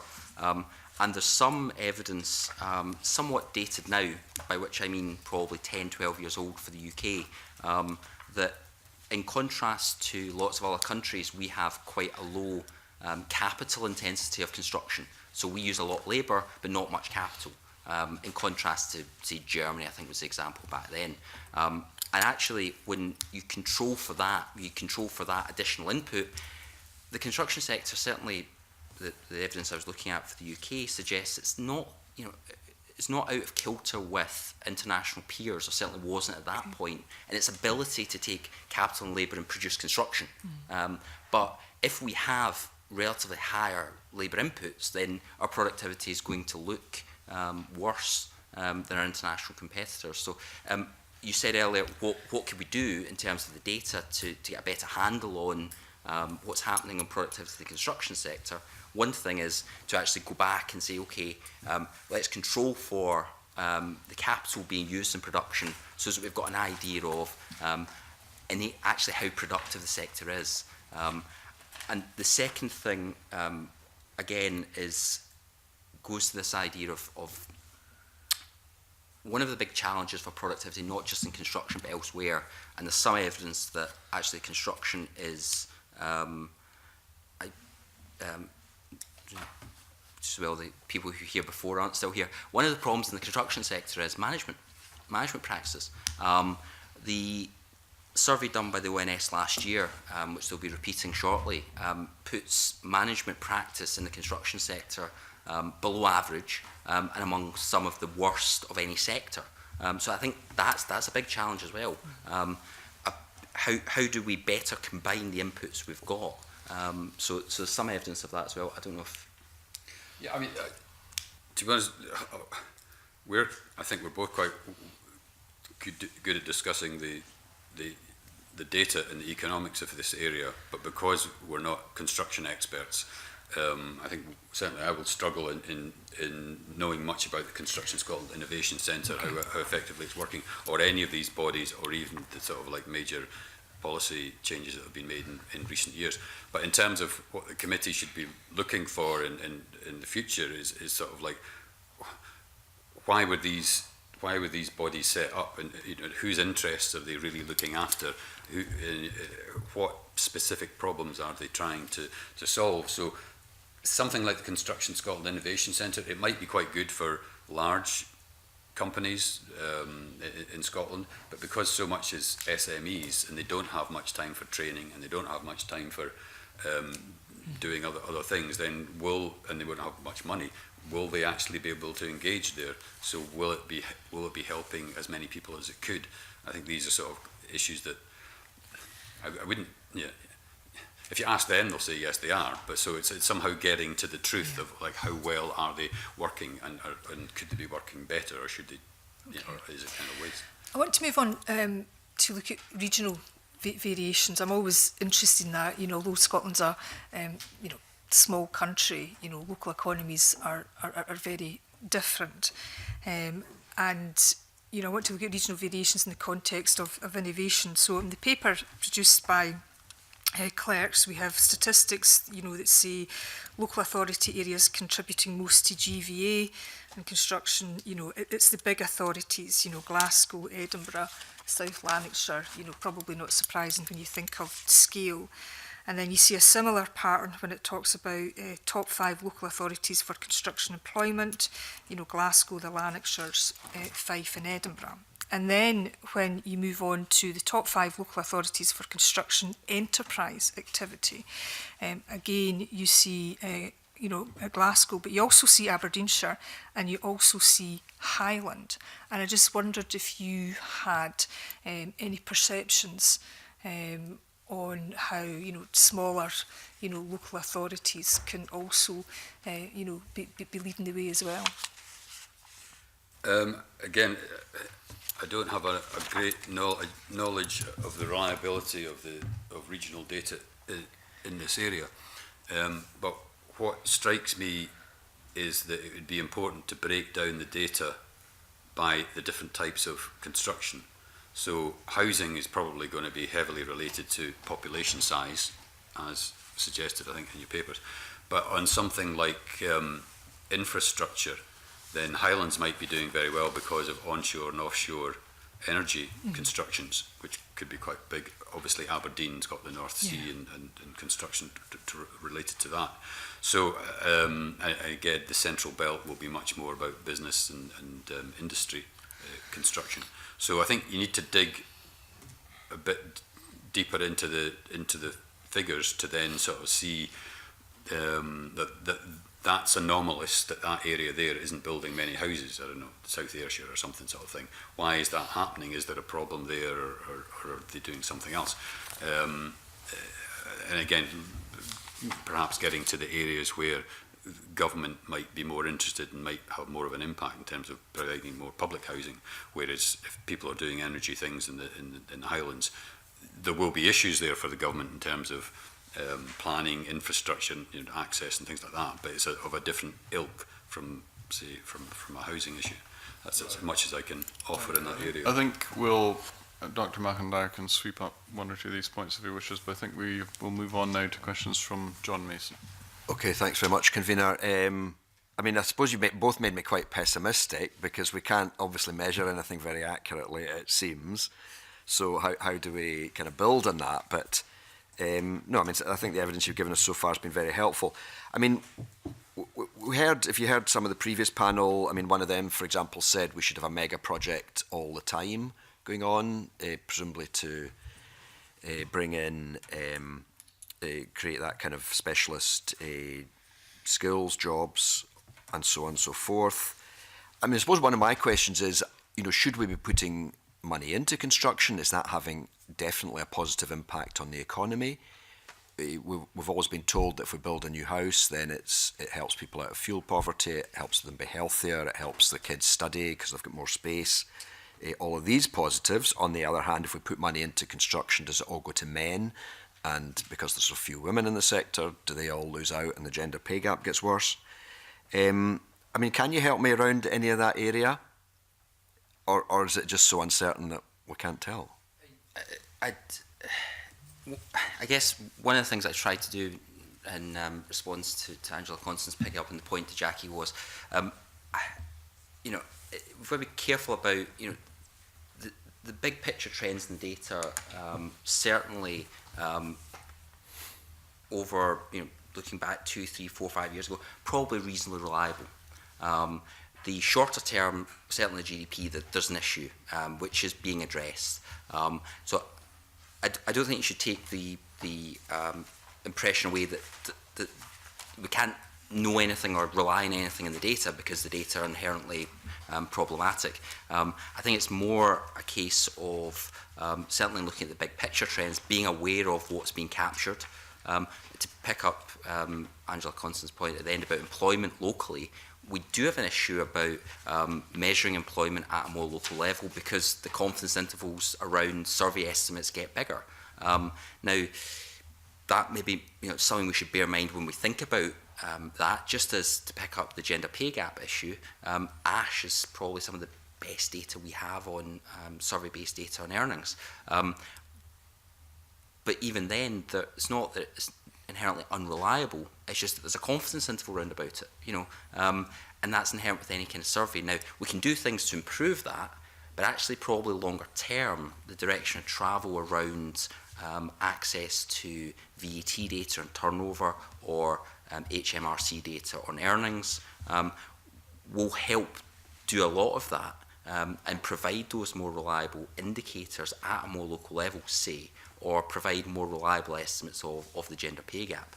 I get that point, that's right, there's a lot of improvement out there needing to be done. Unfortunately, I mean, we as a parliament are having to decide today, how do we spend next year's budget?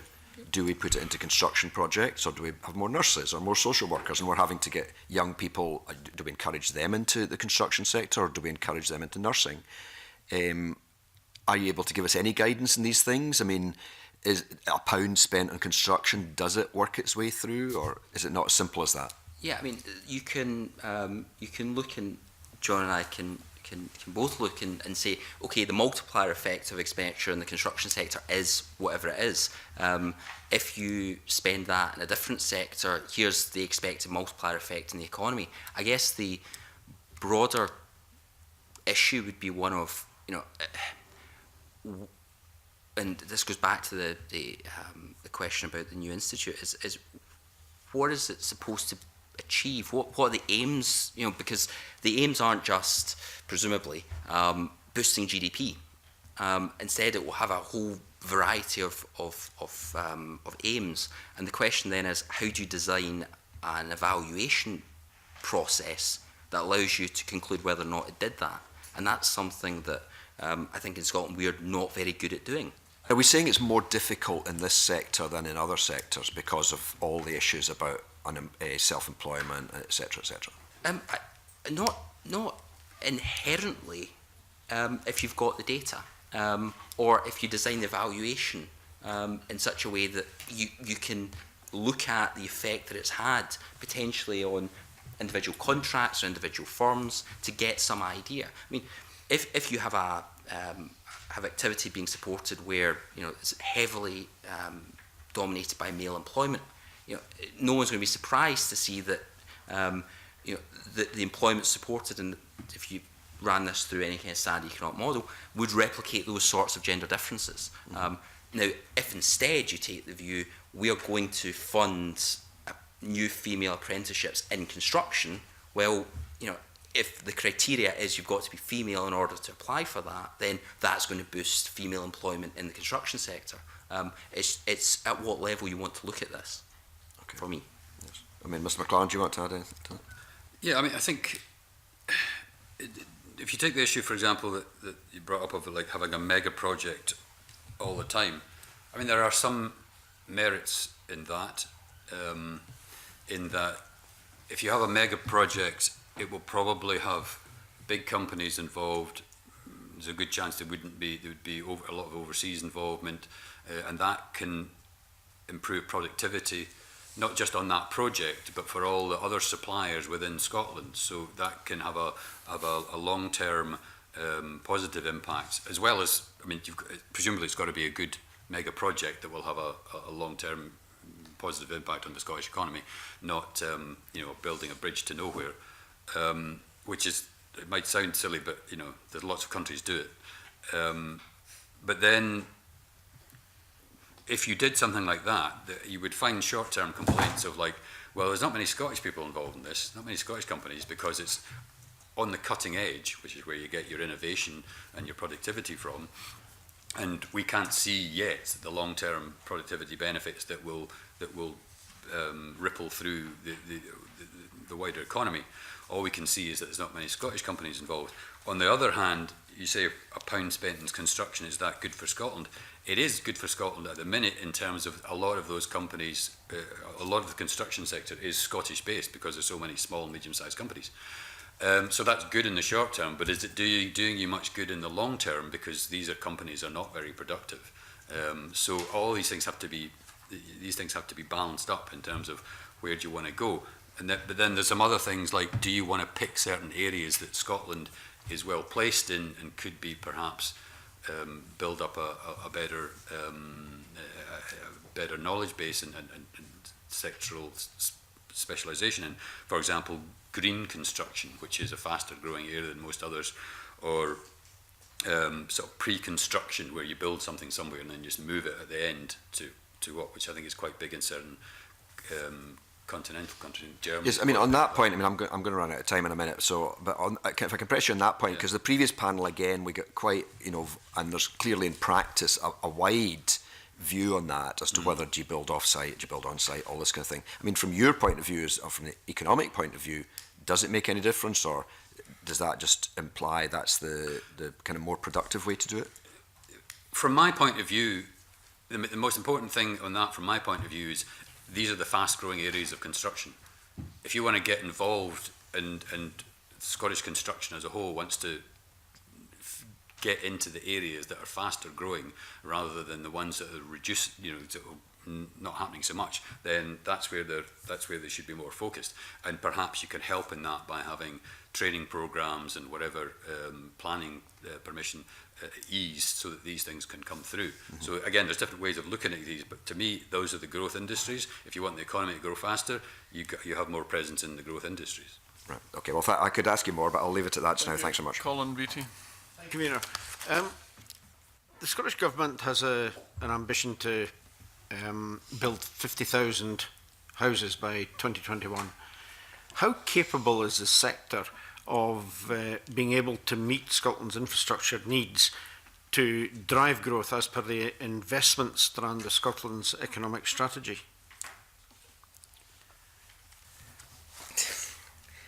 I'll give you some thinking time this time, man. Okay. Not much though. I think if the conditions are in place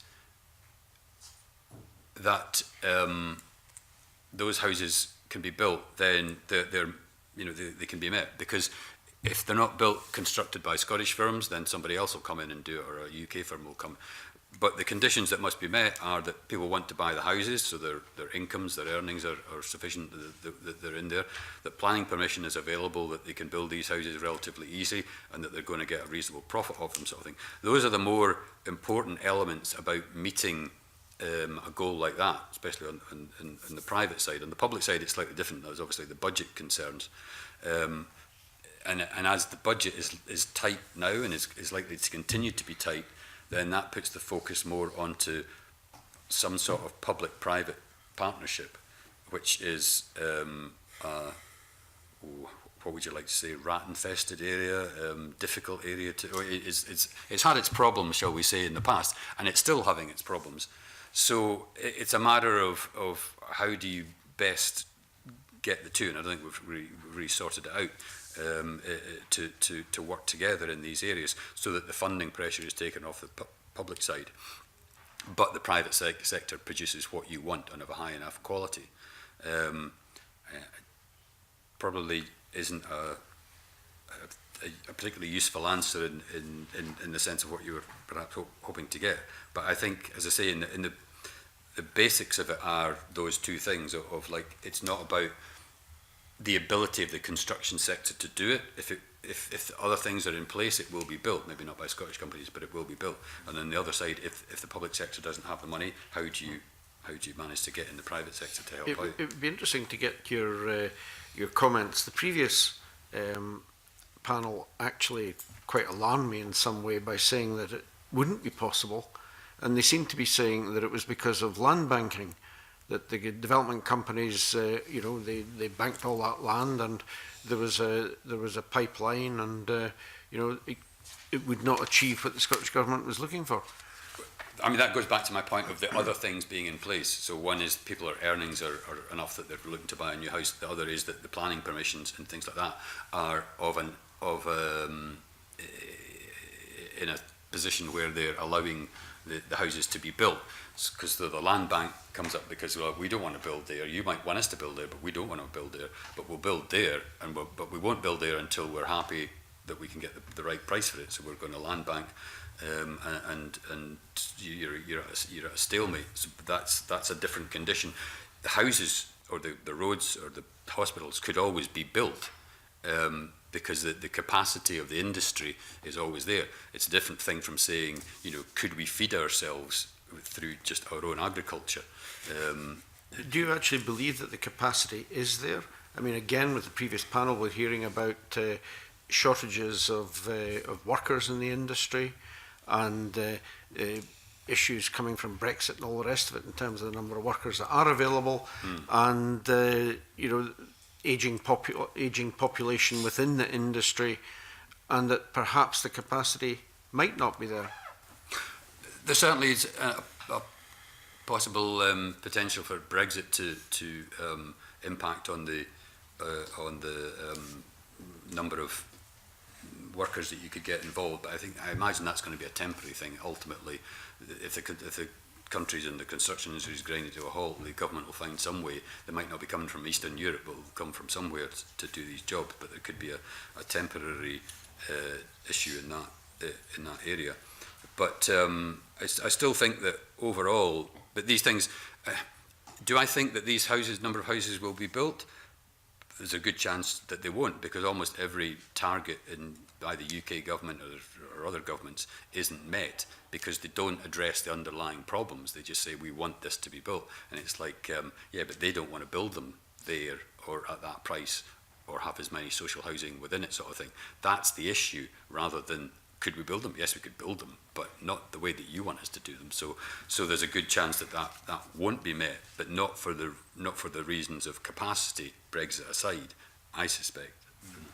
Yeah, I mean, I guess the only thing I would add to that, I mean, there are a whole range of issues here, and you know, the committee are well aware of them, around the housing market and land more generally. But it is a period of unprecedentedly low unemployment, youth unemployment in Scotland, by comparisons across the UK and certainly across Europe, pretty low. So I think there is a question for the sector as to whether or not they are experiencing recruitment difficulties, or if they would fear recruitment difficulties if they saw a substantial increase in demand. Alongside that, though, you know, a month doesn't go by before we see a construction firm in Scotland in trouble, and to the extent that that is reflecting workers being released back into the labour market, if we can think about it like that, this may be less of an issue, but it's an issue for me, for the sector, to get their experience. What about availability of finance? I mean, there seems to be some evidence that the first echelon lenders are less willing to lend into construction these days, and that they're having to go to more expensive second echelon lenders. Yeah, I've seen some evidence that that banks are less willing to lend to the construction sector. The thought being that it's not as reliable because the sector is more prone to boom and bust. It's not as safe a bet, lending bet as in other areas. If that, I mean, again, it's outside my area of expertise, but if that is the case, and I'd say it seems to be a bit of evidence that that is the case, then is this somewhere where the Scottish Investment Bank could have a role? Does it see itself as having a role in this area? Or maybe it's too specialised and it's for too many small and medium-sized companies. Again, the size of company is important here, and there should be a different type of public sector helping, you know, bank or financial assistance area. Or it could just be that, again, with a lot of small and medium-sized companies, that they don't have the financial expertise within them to know what the options are out there, whether it's government grants or to deal with a bank or whatever, so that they actually, it's sort of self-inflicted issue, because they just don't have the expertise to avail themselves of the loans that they could get. Thanks very much, Convener.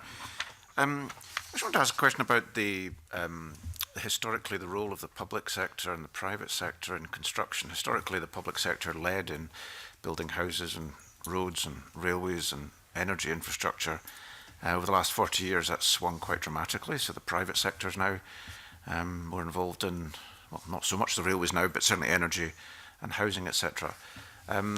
What impact, generally speaking, economically, does that have? And is there an optimal balance when one's talking about projects that are fundamentally about assets with very long lifespans?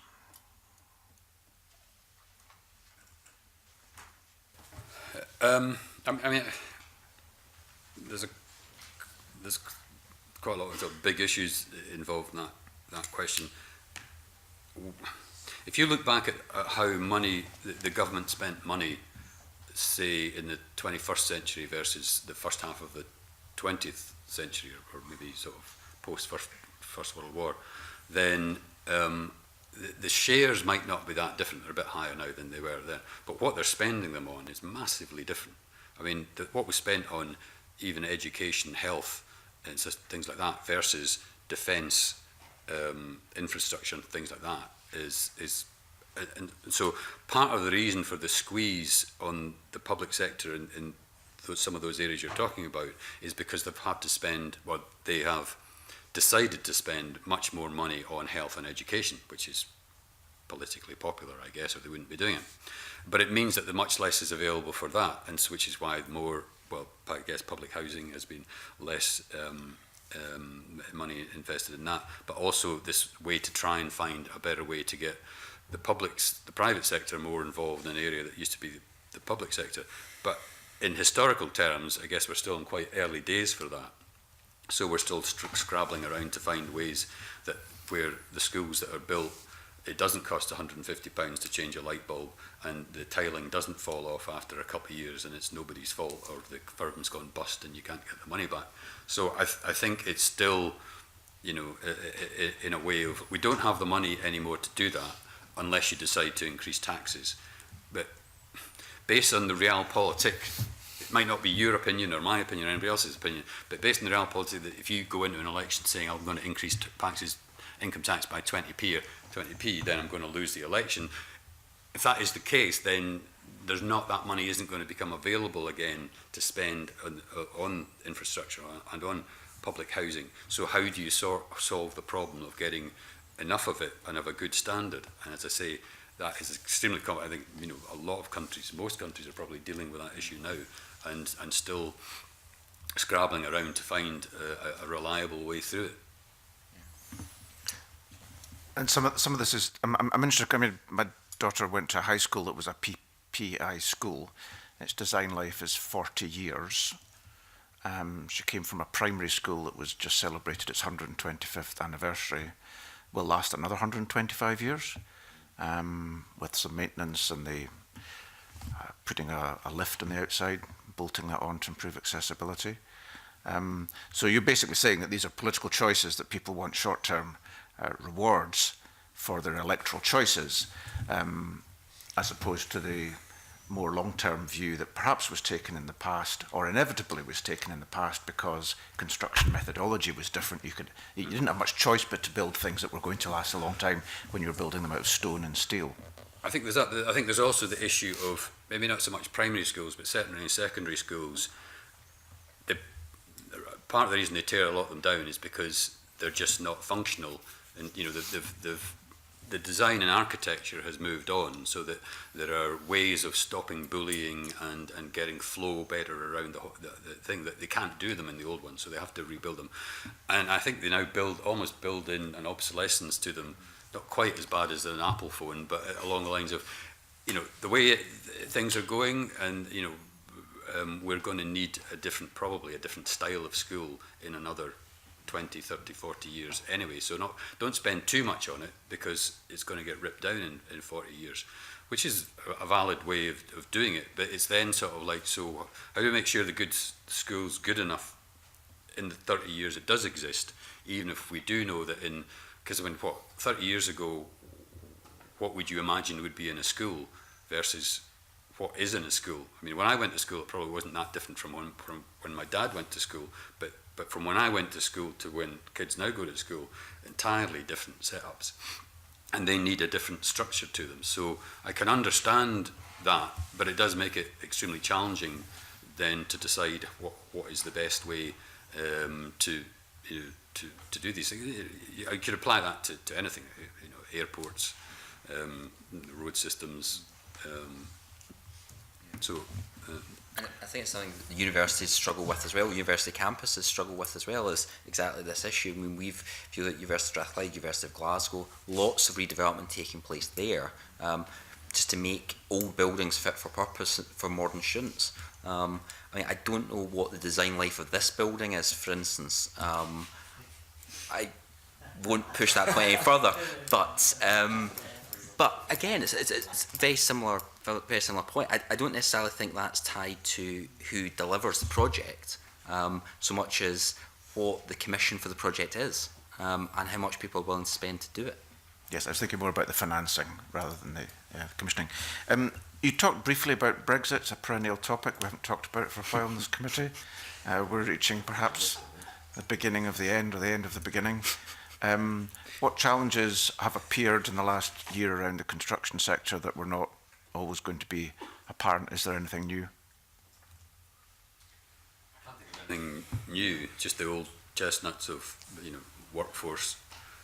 On the positive side, not positive. Well, in terms of the positive side of not being pressures in the construction industry, then not having as many migration, net migration into Scotland will mean that there will be less pressure on public sector and on new housing and on expanding infrastructure for housing. Whether you see that as a positive, a short-term positive perhaps, but in the long term it's not necessarily good for Scotland.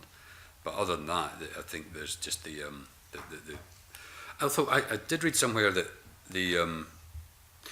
in terms of the number of migrant workers in the construction industry, it was almost all London. That was hugely dependent on Eastern European workers, but outside that, it wasn't the number of migrants in the construction industry wasn't that different from in other areas. I've only read that once, and as I say, I'm not steeped in this area, but that would be an interesting thing to see if that was true. And then the other thing to that is, well, if depending on what the final settlement is, can we get these workers from other places? So a lot of people from, say, the Indian subcontinent are in Qatar or places like that.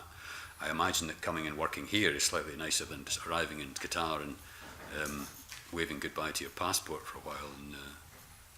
And is it the case that the negotiations over the future relationship are as important, if not more important, than negotiations that have taken place to secure a withdrawal agreement in terms of the economic impacts? I mean, my understanding is that what is being put, what is trying to be voted through at the minute is just like a holding clause, and that there is nothing in it about what the future economic arrangement will be. That is all to me, it was very dispiriting, but that is all to be still negotiated. It's like, so yes, I mean, most of it is still to come. But then what can you pick from that, given that we've been trying to negotiate for 2 years, we seem to have got virtually nowhere, and now we're going to just negotiate it in the next 2 years or whatever sort of thing. I think one thing yesterday, one of the kind of leading indicators for the construction sector was published for the UK-wide, in fact it might be GB, and it's registering its weakest outlook for 10, 11 months. I think there's a broader issue for the last couple of years about uncertainty, meaning that people are kind of in wait-and-see mode for some of these reasons that John touched on. But I think we're now, I saw something this morning which I hadn't fully appreciated, which, some of the lead times for exports are more than 6 weeks. So people are now having to hold off on stuff that they would be delivering in 6, 7, 8 weeks because they simply don't know what customs arrangements they're going to face. So I think we're getting to the point now. I mean, if you were starting a construction project today and you've got inputs coming in from Europe or elsewhere that are going to arrive in 8, 9, 10 weeks, but you've got to order them now, you can see how getting to this crunch point is potentially quite damaging for the sector. Okay, thanks. Can you give us an illustration of such an item? A specific illustration? As both John and I said, we're not experts in the construction sector, right. As I think the committee know, but I wanted to illustrate the broader point about getting close to that cut-off date means that the lead times for, I mean, it's not difficult to imagine goods that fall into that category. Well, I don't want to stress test the life expectancy of this building, because I think Brexit's something we could all discuss for quite a length of time. And I think we've possibly slightly overrun the time that the two of you expected to be with us. So thank you very much for coming in, and we'll conclude this session there, and I'll suspend and we'll move into private session. Thank you very much.